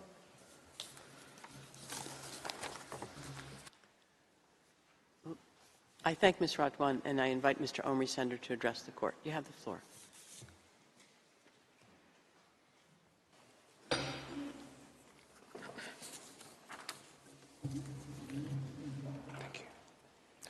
Madam President, members of the Court, it is an honor to appear before you today on behalf of the State of Israel. It falls to me to address the condition of risk of irreparable harm and urgency. This third condition is, of course, dependent on the two preceding ones. Professor Shaw and Ms. Radwan have already shown that the provisions relied upon by the applicant do not afford even prima facie, a basis on which this Court's jurisdiction could be founded. They also showed that the rights asserted by the applicant cannot be regarded as plausible. It follows that the irreparable consequences cannot, in the present case, be caused by the alleged disregard of rights under the Genocide Convention. Again, this is not at all to say that the humanitarian situation arising from the present armed conflict is not grave. Civilians have been severely affected by the hostilities instigated by Hamas. Its systematic strategy of prosecuting war from under and within the civilian population exposes civilians to great risk, and it has brought about great suffering. Israel has done and is doing a great deal to alleviate this suffering in very challenging circumstances. In this regard, the factual account provided by the applicant is once again entirely one-sided. The application and request run no less than 84 pages, but they make hardly any mention of the extraordinary efforts undertaken by Israel and by a host of other states and international actors to improve the humanitarian situation. We again heard virtually nothing from the applicant on this issue yesterday. But this is a critical factor in the request before you. As Ms. Radwan has shown, it frustrates any attempt to establish the necessary special intent for genocide. It also bears upon the third condition established in your case law.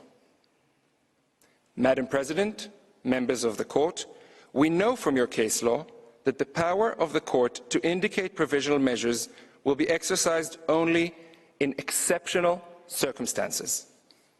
There needs to be, as you have said, a real and imminent risk that irreparable prejudice will be caused to the rights claimed before the Court gives its final decision. Your order in the Myanmar case, in which the Genocide Convention was also invoked, suggests that the adoption, and I quote, of concrete measures aimed specifically in recognizing and ensuring the right, end of quote, of the group in question to exist would mean that irreparable harm and urgency cannot be established. Precisely such concrete measures have been taken by Israel. which has been facilitating the provision of more and more humanitarian assistance for people in need throughout the Gaza Strip.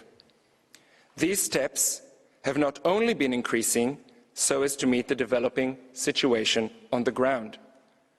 They are continuously undertaken specifically in order to prevent harm to the civilian population.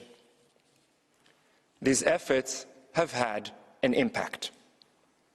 Just last week, for example, with the assistance of the World Food Programme, a dozen bakeries reopened with the capacity to produce more than 2 million breads a day. The World Food Programme has said the delivery of flour, salt, sugar and yeast continues so as to enable more bakeries to reopen, increasing accessibility and affordability for thousands of families.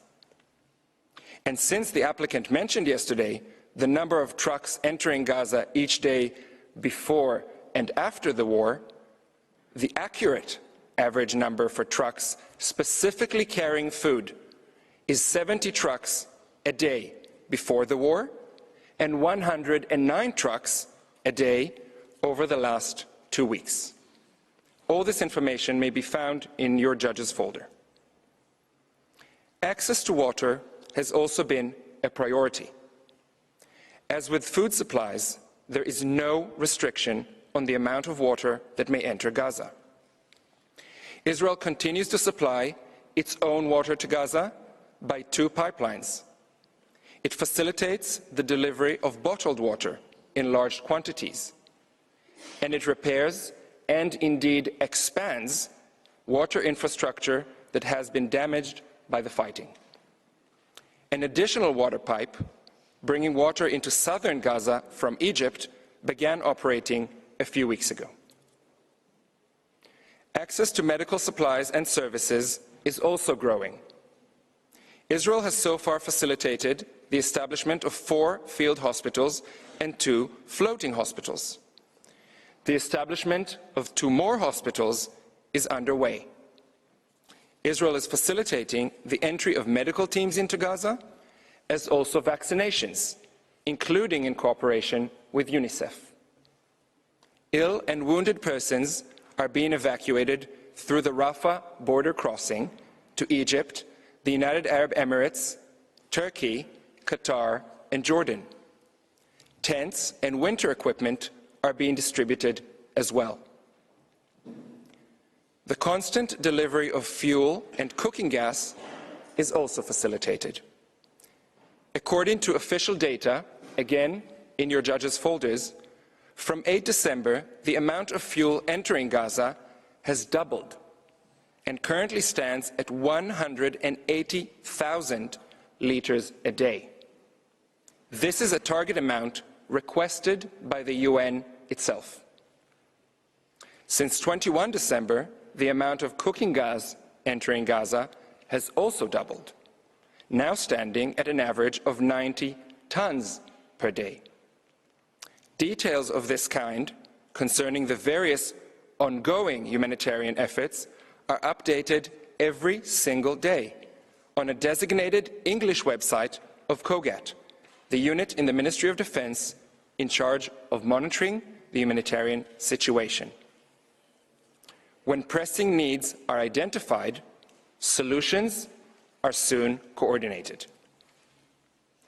A great effort is indeed invested in eliminating bottlenecks so as to improve the entrance and distribution of aid, notwithstanding Hamas constantly stealing it. As you have heard, a joint operations room involving Israel, Egypt, the United States and the UN operates daily to solve in real time logistical difficulties. Israel also coordinates with various UN agencies and the ICRC to address their own needs. On 15 December, Israel decided to open its crossing at Kerem Shalom with the express intention to improve and upgrade the delivery of humanitarian assistance to Palestinian civilians in Gaza. That part of the government's decision is in your judge's folder as well. This has eased congestion at the Rafah crossing and helped facilitate the provision of greater amounts of aid. Israel facilitates air routes as well for parachuting aid directly into Gaza. Facilitating a maritime corridor is currently being considered with other states. Madam President, members of the court, again, these are just some examples, but they show that Israel, no doubt, meets the legal test of concrete measures aimed specifically at recognizing and ensuring the rights of the Palestinian civilians in Gaza to exist. It has been the daily work of numerous Israeli officials of various agencies to ensure that these and other steps are effectively carried out at a time when they and their families are themselves under constant attack. A determination that the multilateral, large-scale humanitarian effort is lacking, or that scaling up access of humanitarian relief to Gaza would be of no avail, as the applicant would have you believe, should not be made lightly. Madam President, members of the court, two additional elements warrant your careful attention. They too suggest that the condition of urgency is not as easily met as the applicant would have you believe. First, the scope and intensity of the hostilities has been decreasing. Israel's defense minister said last week that Israeli forces would be shifting from the intense maneuvering phase of the war toward, and I quote, different types of special operations. This statement, made in an interview to international media, is found at tab 16A of the volume submitted. This week, on 8 January, the spokesperson for the Israeli military confirmed that the Israeli campaign had already started a transition to fewer ground troops and fewer airstrikes. The war shifted a stage, he said. As you will see in tab 16B of the volume, he spoke of a new and less intense phase of fighting. He specifically mentioned that Israel will continue to reduce the number of troops in Gaza. 5 brigades, consisting of thousands of soldiers, have already been withdrawn from the territory. Second, the UN Security Council has only recently adopted a resolution for the specific purpose of alleviating the humanitarian situation. By Resolution 2720 of 22 December, which is found at tab 16C of the volume, the Council demanded the immediate and unconditional release of all hostages, as well as the delivery of humanitarian assistance at scale directly to the Palestinian civilian population throughout the Gaza Strip. More specifically still, the Council requested the Secretary General to appoint a senior coordinator in order to establish a UN mechanism for accelerating the provision of humanitarian relief consignments to Gaza. Contrary to what we heard yesterday, this resolution does not, and I quote, remain unimplemented. Close quote. A senior coordinator has been appointed and indeed began her work. The Council remains actively seized of the matter. Israel, for its part, is already working with the senior coordinator, and it has just this week coordinated the entrance of a UN delegation into northern Gaza in order to evaluate the situation and map the needs for a future return of Palestinian civilians. I recall in this connection that in the Aegean Sea case, the court found that it was not necessary to indicate provisional measures where the government in question showed willingness to act in accordance with the recommendations of the Security Council concerning the matter before the court. All these recent developments indicate that the facts as they presently exist do not call for awarding interim relief. They also suggest that the difference between the present case and earlier cases that have come before you are very clear. Finally, the lack of urgency within the meaning of the court's case law is further demonstrated by assurances provided before you today by Israel's co-agents. They could not be clearer in stating that Israel remains bound at all times by its international legal obligations. Needless to say, this includes Israel's obligations as a state party to the Genocide Convention. The applicant will have this court say that it cannot take the word of a state. That would be not only unfortunate, it would also be contrary to the law on unilateral declarations of states. Unsurprisingly, your consistent case law suggests that assurances of the kind offered by Israel may well render the indication of provisional measures unnecessary. Madam President, members of the court, the conclusion is that the condition of irreparable prejudice and urgency cannot be met. It is Israel and its citizens who would risk irreparable harm if the request of South Africa were to be granted. Madam President, distinguished members of the court, that concludes my statement. I thank you for your kind attention, and I ask that you now invite Mr. Staker to the podium. I thank Mr. Sender, and I now invite Mr. Christopher Staker to take the floor. You have the floor, sir.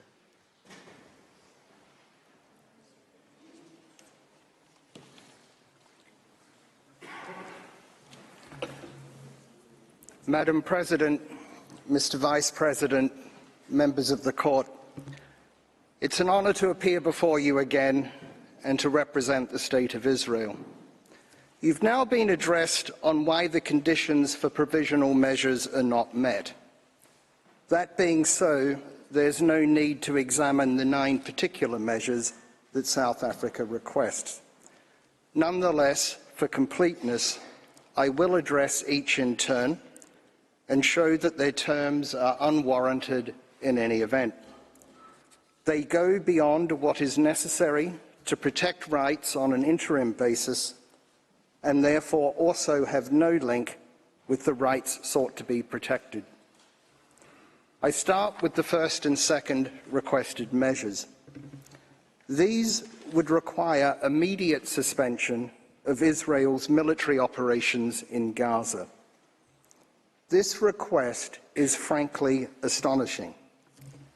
A request is made by a state not party to an ongoing conflict for provisional measures requiring unilateral suspension of military operations by one party to the conflict only, leaving the other party free to continue attacks which it has a stated intention to do. South Africa cannot argue that similar measures were granted in the Russia genocide case. That case was fundamentally different. In the Russia case, the legality of the military operation itself was in issue by reference to the Genocide Convention. Russia had claimed that its military operation was to prevent and punish genocide being committed in Ukraine. The court found it doubtful that the Genocide Convention authorizes a unilateral use of force in the territory of another state, and plausible that Ukraine had a right not to be subjected to military operations by Russia for that purpose. The result: provisional measures could protect a plausible right not to be subjected to military operations. In this case, Israel does not rely on the Genocide Convention or Prevention of Genocide to justify its operations. The lawfulness of the operations themselves does not involve any interpretation, application, or fulfillment of the Convention over which the court has jurisdiction.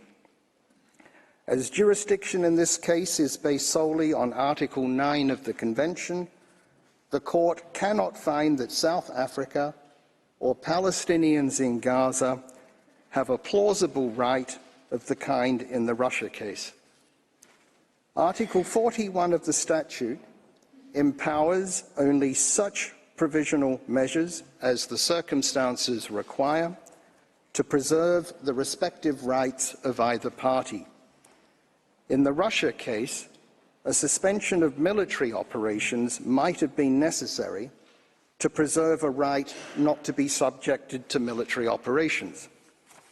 But in this case, the right in issue is South Africa's claimed right to ensure observance of the Genocide Convention. It's absurd to suggest that the only way to ensure observance of the Genocide Convention in a military operation is to prevent the operation from being conducted at all, in order, according to South Africa, to secure the humanitarian response and avoid yet more unnecessary death and destruction. That goes beyond preventing genocide. South Africa appears to argue that the military operations as such are genocidal. But how has South Africa established a plausible claim that this is so? Mr. Hassim argued only that it's plausible, quote, that at least some, if not all, of these alleged acts fall within the Convention's provisions. How does at least some acts turn into the military operations as such? The pictures shown yesterday of various individual incidents, whatever they may or may not say about those incidents, are not evidence of the intent of the military operations as a whole. Professor Shaw has addressed you on why the statements of holders of official positions relied on by South Africa do not establish a plausible claim of genocidal intent. The inevitable fatalities and human suffering of any conflict is not of itself a pattern of conduct that plausibly shows genocidal intent. These provisional measures are therefore not within the court's power under Article 41 of the statute. They go well beyond anything required to preserve the specific rights in issue, namely the observance of the Convention in military operations. They seek instead to shut down the military operations themselves. The requested measures seek to reverse the Bosnia case. When provisional measures were ordered in that case, the armed conflict was still in progress. The allegations in that case were similar to those made in this case. Bosnia and Herzegovina specifically requested a provisional measure requiring Yugoslavia to cease and desist from any and all types of military or paramilitary activities against the people, state and government of Bosnia and Herzegovina. But the court did not grant it, even though, unlike in this case, an ongoing genocide was said to be in progress on the territory of the very state seeking provisional measures, and both parties to the conflict were parties to the case. The court said expressly that it refused because such a measure would be for the protection of a right that could not form the basis of a judgment in exercise of jurisdiction under the Genocide Convention. There is no reason to depart from that case law. In any event, provisional measures cannot be indicated if, as in this case, they would cause irreparable prejudice to the respondent or are out of proportion with the protection that they're intended to give to the applicant. The fact is that provisional measures impose burdens on the party to which they are addressed in order to protect potentially non-existent rights of another party. It would be contrary to the sovereign equality of states for such burdens to be imposed without regard to their effects on the state to which they are addressed. As Judge Abraham said in the pulp mills case, in a request for provisional measures, the court is faced with conflicting rights claimed by the respective parties and cannot avoid weighing those rights against each other. In the Financing of Terrorism Convention case, Judge Tomka said that the court, when considering requests for provisional measures, is expected to weigh and balance the respective rights of the parties. He went on to note, citing specific examples, that this requirement has been observed in the court's practice. The court has made clear in other provisional measures orders that it must preserve the respective rights of both parties. Its established jurisprudence is that Article 41 of the statute, quote, has as its object the preservation of the respective rights claimed by the parties, unquote. That is to say, both parties. The respective rights to be preserved are thus not only the plausible but yet to be determined rights claimed by the applicant, but also the plausible and yet to be determined rights of the respondent to engage in conduct that provisional measures would restrain. Other international dispute settlement fora also balance the interests of both parties when ordering provisional measures.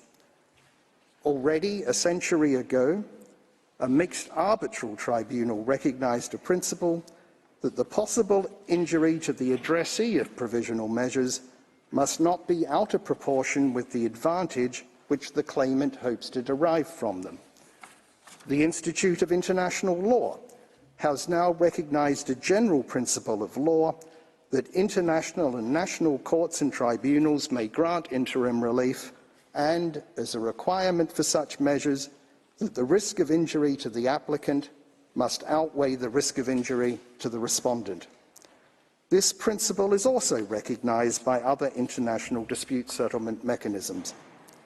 Other principles applied when indicating provisional measures are that none of the parties can be put at a disadvantage, that measures should not go beyond what is necessary to achieve their end, that the measures must not cause irreparable prejudice to the rights of the respondent, and that any impression of bias must be avoided. These principles are all aspects of the most basic and elementary duty of the court to ensure equality between the parties. Article 41 of the statute states that provisional measures are to preserve the respective rights of either party. It does not refer solely to the rights of the applicant for provisional measures. Not to apply such principles would be absurd. Suppose that the Genocide Convention and the court had already been in existence during the Second World War, and that the Allied powers were all parties to the convention without reservation, while the Axis powers were not. Suppose that a neutral state had brought proceedings against the Allied powers, alleging breaches of the Genocide Convention and their conduct of hostilities, and requesting provisional measures requiring the Allies to cease hostilities immediately, invoking pictures of civilian fatalities and suffering in the war as a plausible claim. Such provisional measures would have required the Allies to surrender to the Axis powers, even though the case against them might later have been held to be wholly unfounded, without any consideration by the court of whether genocide was being committed by the Axis powers. Provisional measures must have their limits. Could a provisional measure require a state to change its government or to vote in a particular way in the General Assembly? The answer must be no.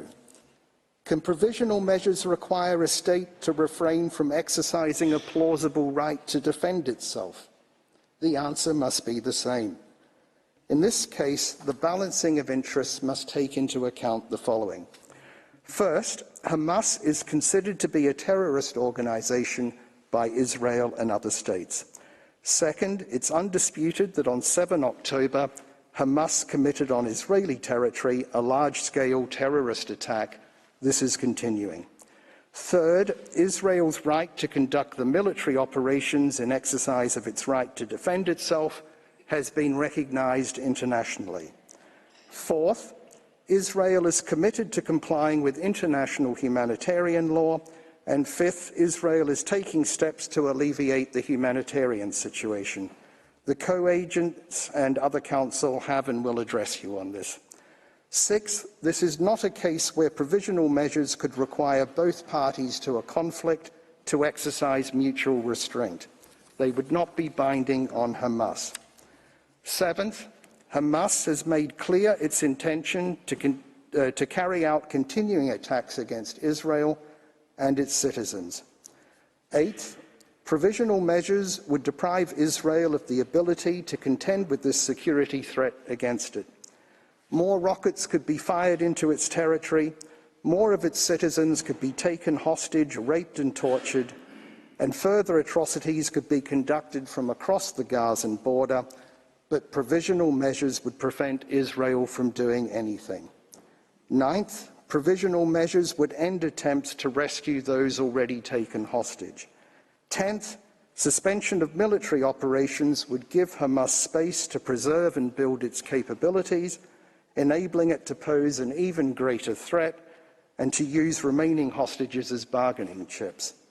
If granted, the result would be this: an organisation recognised internationally as terrorist has committed a terrorist atrocity in the territory of a state, and a third state now seeks an order from this court that would prevent the attacked state from responding, but which would impose no obligation on those responsible for the attack.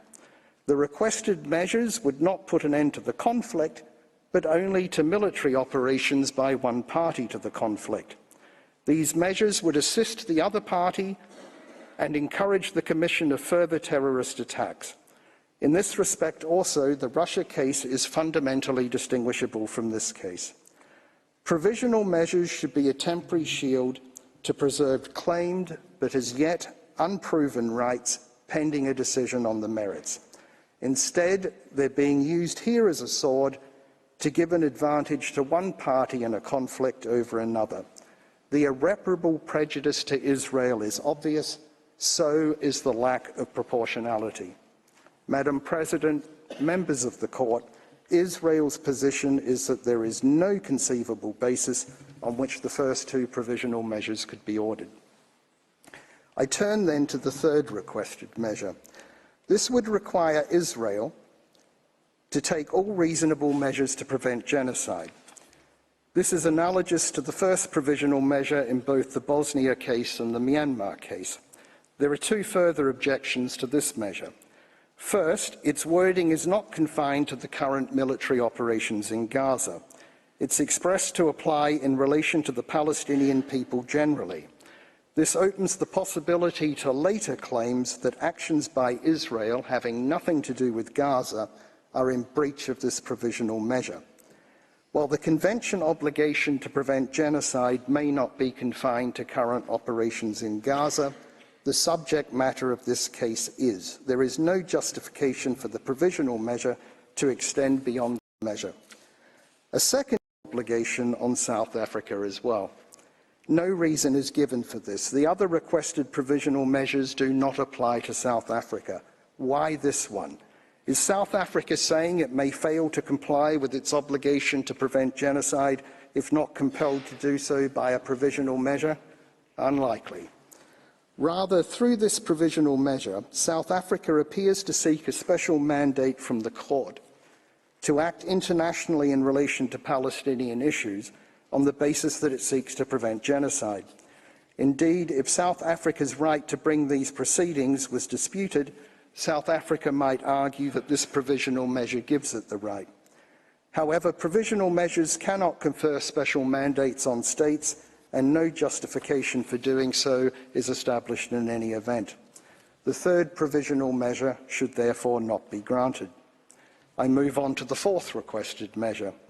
This would require Israel to desist from committing acts within the scope of Article 2 of the Convention. There are fundamental objections to this measure. First, it has no counterpart in the provisional measures ordered in the Bosnia and Myanmar cases. What's the need for this special novel measure? No explanation is given. Second, it uses the word desist, which implies that violations of the Convention by Israel are occurring. It seeks an implied ruling on the merits. In the Bosnia case, you declined to grant a provisional measure requested by Bosnia and Herzegovina that Yugoslavia must cease and desist from all acts of genocide. You should also refuse this request. It's one thing to call on a state to comply with its obligations under the Convention. It's quite another to imply that a state has failed to do so. While provisional measures are without prejudice to the merits, such an implied finding will tarnish the reputation of the respondent state, which is not only unprincipled, but also unnecessary within the meaning of Article 41 of the statute to protect claimed rights on an interim basis. Third, this measure refers to acts within the scope of Article 2 of the Convention. Now, although an act is not within the scope of Article 2 unless it's committed with genocidal intent, the proposed wording leaves scope for South Africa subsequently to argue that the words mean only the acts themselves, whether committed with genocidal intent or not. On that interpretation, the effect would be to shut down Israel's military operation. Every killing or wounding of an opposing combatant by Israeli forces, every collateral civilian casualty, no matter how lawful under international humanitarian law, would be a breach of this provisional measure. Even security checks by Israeli forces of humanitarian aid entering Gaza, in accordance with international humanitarian law as recognized by Security Council Resolution 2720, might be argued to be a breach. The request for this measure should be rejected for the same reasons as the first and second measures. I next address the fifth requested measure. This specifies types of acts to be regarded as deliberately inflicting conditions of life calculated to bring about physical destruction for purposes of the fourth provisional measure. This measure is also objectionable. First, it's not a freestanding measure, but an elaboration of paragraph C of the fourth measure. If the fourth measure is not granted, then the fifth measure falls away. Secondly, no analogous provision is found in the provisional measures order in the Bosnia and Myanmar cases, and no special need for such a new measure is established. Third, it again uses the word desist. Fourth, it seeks further impermissible implied rulings on the merits. For instance, it refers to so-called expulsion and forced displacement of Palestinians from their homes. This is an apparent reference to Israel's practice of issuing calls for civilians to temporarily evacuate areas of intense hostilities, which is in fact a measure to mitigate harm to civilians. This measure thus seeks the court's ruling that evacuation calls amount to expulsion and forced displacement of Palestinians from their homes. Does South Africa suggest that Israel should cease giving warnings to civilians before military operations? How would that protect the rights that South Africa claims?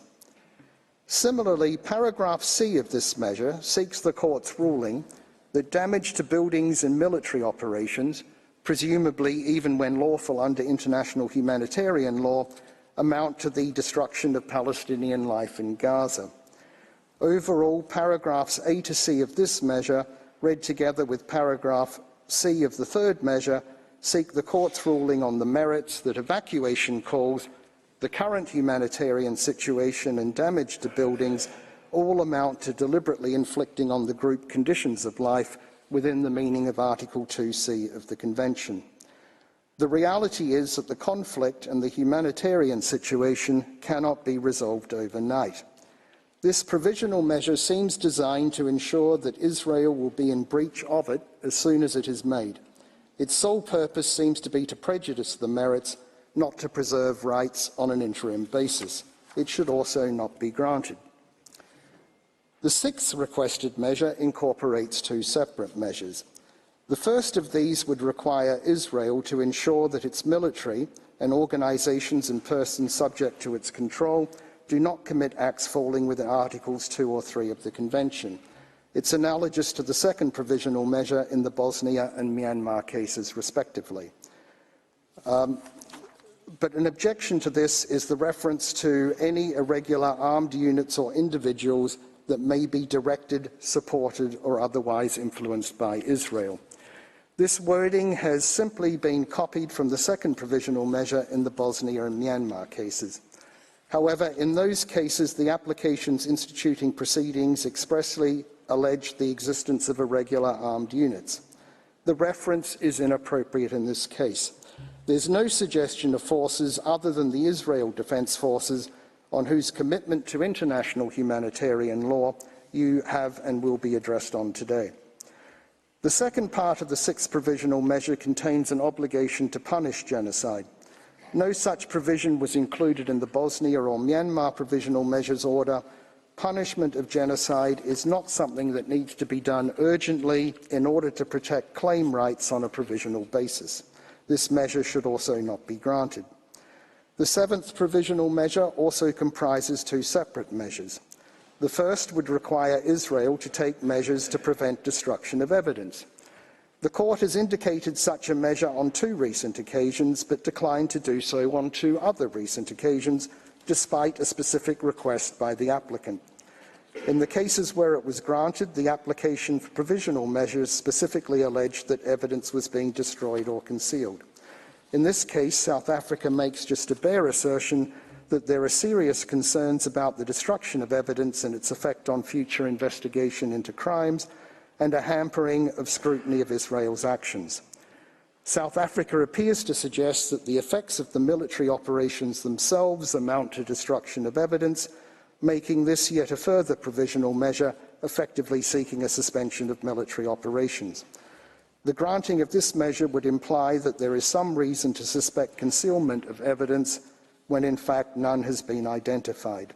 This again would be an unprincipled and unnecessary tarnishing of reputation. The second part of this measure would require Israel not to impede access to Gaza by fact-finding missions, international mandates and other bodies. However, it is noted first that access to Gaza from Egypt is under the control of Egypt. Secondly, Israel has no obligation under international law to allow access from its territory into Gaza. Thirdly, a provisional measure to this effect was requested by the applicant in the Myanmar case, and it was not granted by the court. The need for this measure has not been established. The eighth requested measure would require Israel to submit regular reports to the court on measures taken to give effect to the provisional measures. Provisions for such reports were made in two recent provisional measures orders, but on four other occasions it was refused, despite being specifically requested by the applicant. This shows that such measures are not routinely granted. They've been granted occasionally when specific action has been indicated. In Armenia versus Azerbaijan, the court said that a report was necessary in view of the specific provisional measures it's decided to indicate and in light of the undertakings made by the agent of Azerbaijan. South Africa does not justify the inclusion of such a measure. There is no shortage of publicly available Israeli material and reports about the present situation in Gaza. Finally, the ninth requested measure is a non-aggravation measure. On two recent occasions, such a measure was specifically requested by the applicant but not granted by the court. Again, such a measure is not the norm, and again, South Africa does not justify its necessity.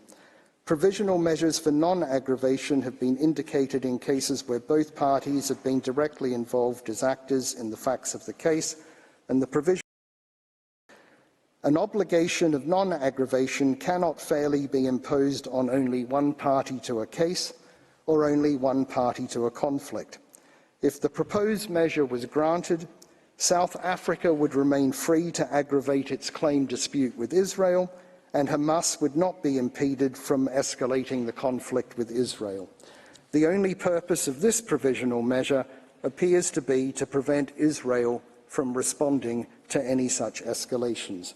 Again, there's no justification for this measure. Madam President, members of the Court, that concludes my arguments on the inappropriateness of the specific measures requested by South Africa. I thank you for your careful attention.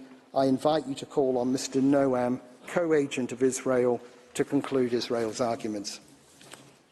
I thank Mr. Staker, and I now invite the co-agent of Israel, Mr. Gilad Noam, to address the Court. You have the floor, sir.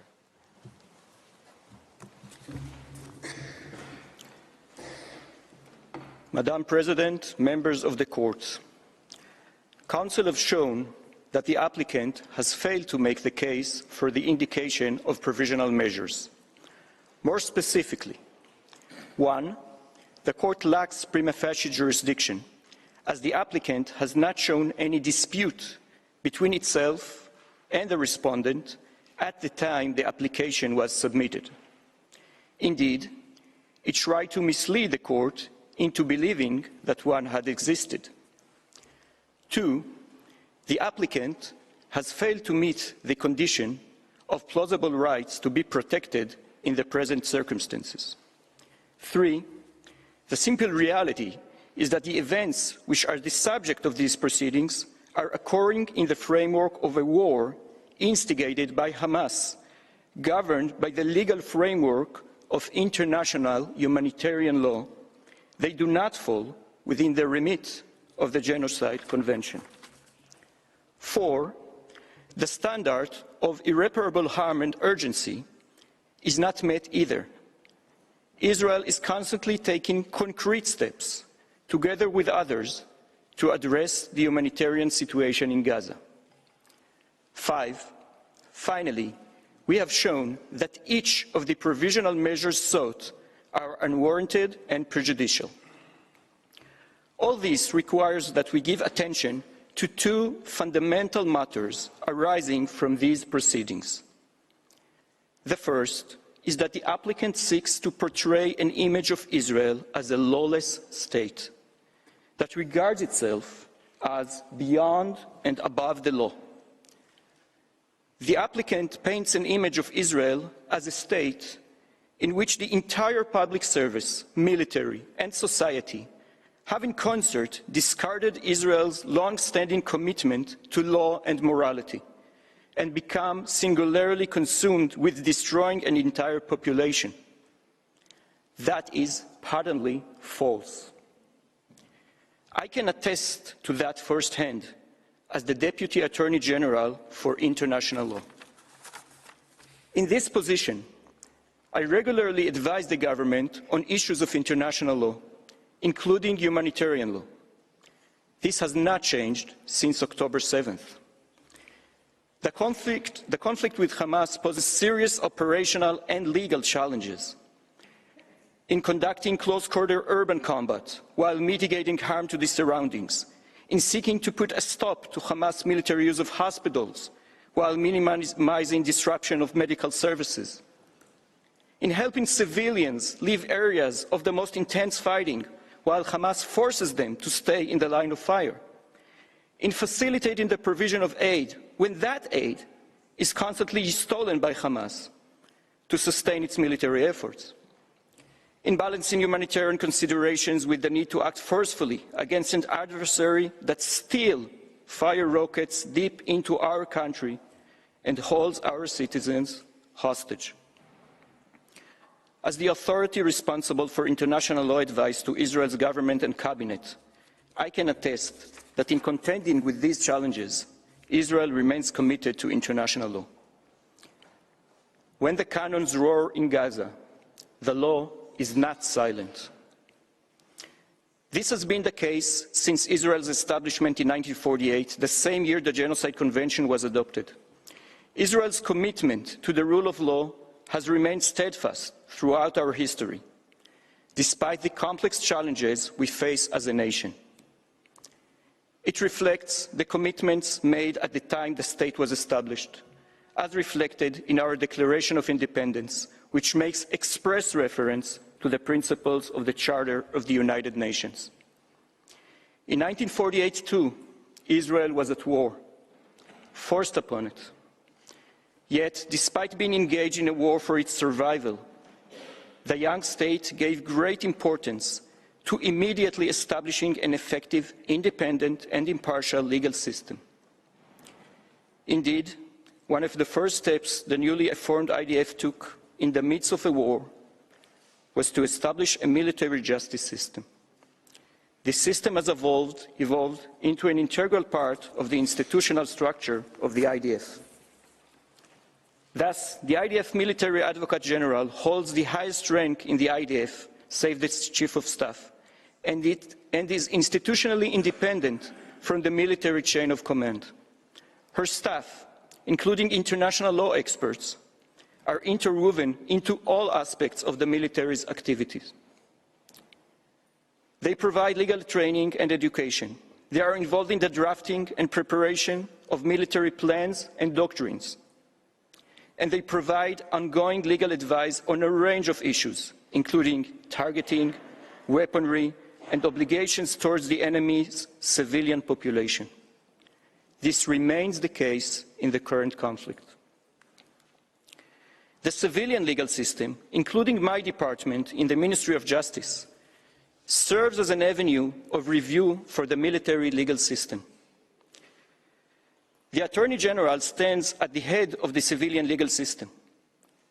In this position, she too enjoys full institutional independence. At all times, the doors to Israel's courts, including Israel's Supreme Court, remain open. This court is widely acknowledged for its willingness to consider issues pertaining to the conduct of hostilities, including ongoing hostilities. Indeed, during the current conflict, the court has already considered petitions on different aspects of the war. Israel's legal system also ensures accountability. The IDF has a robust law enforcement system. It also maintains an independent mechanism for examining and investigating alleged violations of international humanitarian law. This mechanism is subject to review and oversight by the civilian justice system, including the Supreme Court.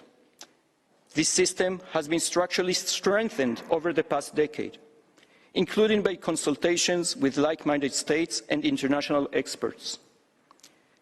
Assessing incidents in large-scale hostilities outside of a state's territory requires expertise.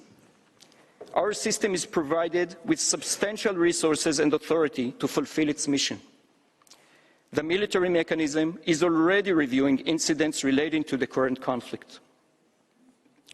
The rule of law remains a foundational pillar of the State of Israel. The applicant defames not only Israel's leadership, but also Israeli society. Misrepresenting a selective assortment of statements to suggest genocidal intentions and the abdication of core moral values. Israel's counsel, Professor Shaw, addressed this claim. The shock, anxiety, and deep pain that have affected Israeli society since October 7th naturally lead to harsh statements regarding the enemy that is committed to, indeed driven by, destruction of Jews and Israelis. But our legal system knows how to draw a line between statements that may be troubling and even obscene, but fall within the right of freedom of speech in a democratic society, and those statements which go beyond that right. As the Attorney General reaffirmed publicly recently, any statement calling for intentional harm to civilians contradicts the policy of the State of Israel and may amount to a criminal offense, including the offense of incitement. Several such cases are currently being examined by Israeli law enforcement authorities. You will find this statement in tab 16D in the volume. Madam President, members of the Court, a second general matter we alluded to is the broader implications of this application for Israel and the wider international community. As we have shown, this case concerns a large-scale armed conflict with tragic consequences for civilians on both sides.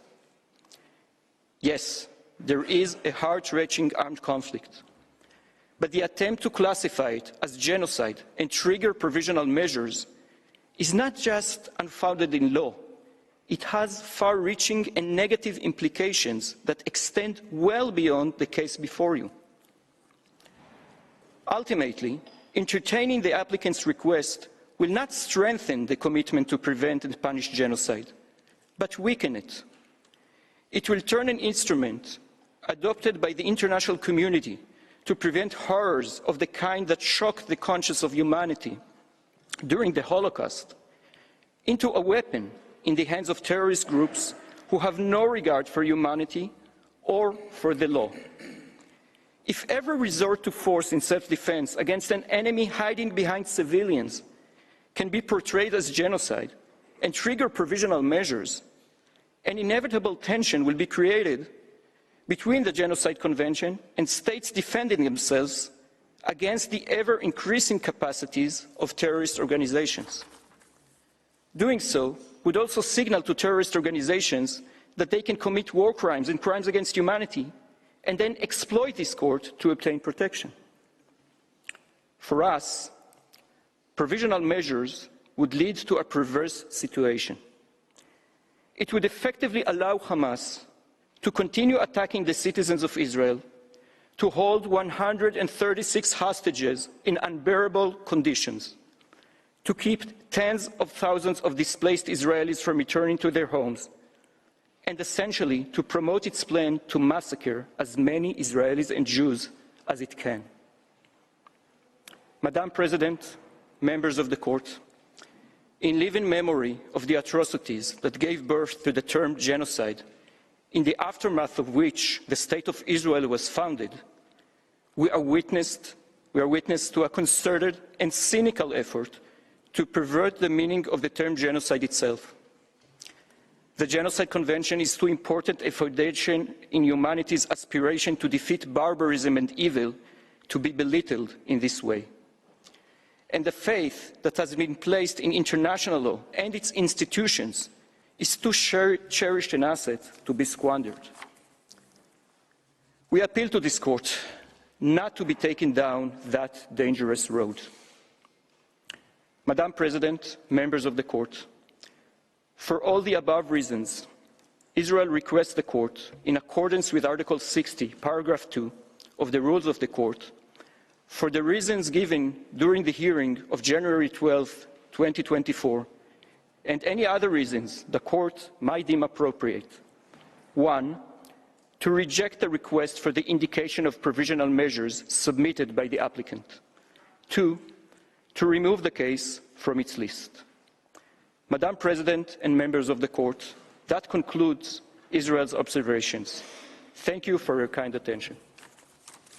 I thank the co-agent of Israel, whose statement brings to an end the single round of oral argument of Israel, as well as the present series of sitting. In accordance with the usual practice, I shall request the agents of both parties to remain at the court's disposal to provide any additional information the court may require. The court will render its order on the request for the indication of provisional measures submitted by South Africa as soon as possible. The agents of the parties will be advised in due course as to the date on which the court will deliver the order in public sitting. Since the court has no other business before it today, the sitting is declared closed.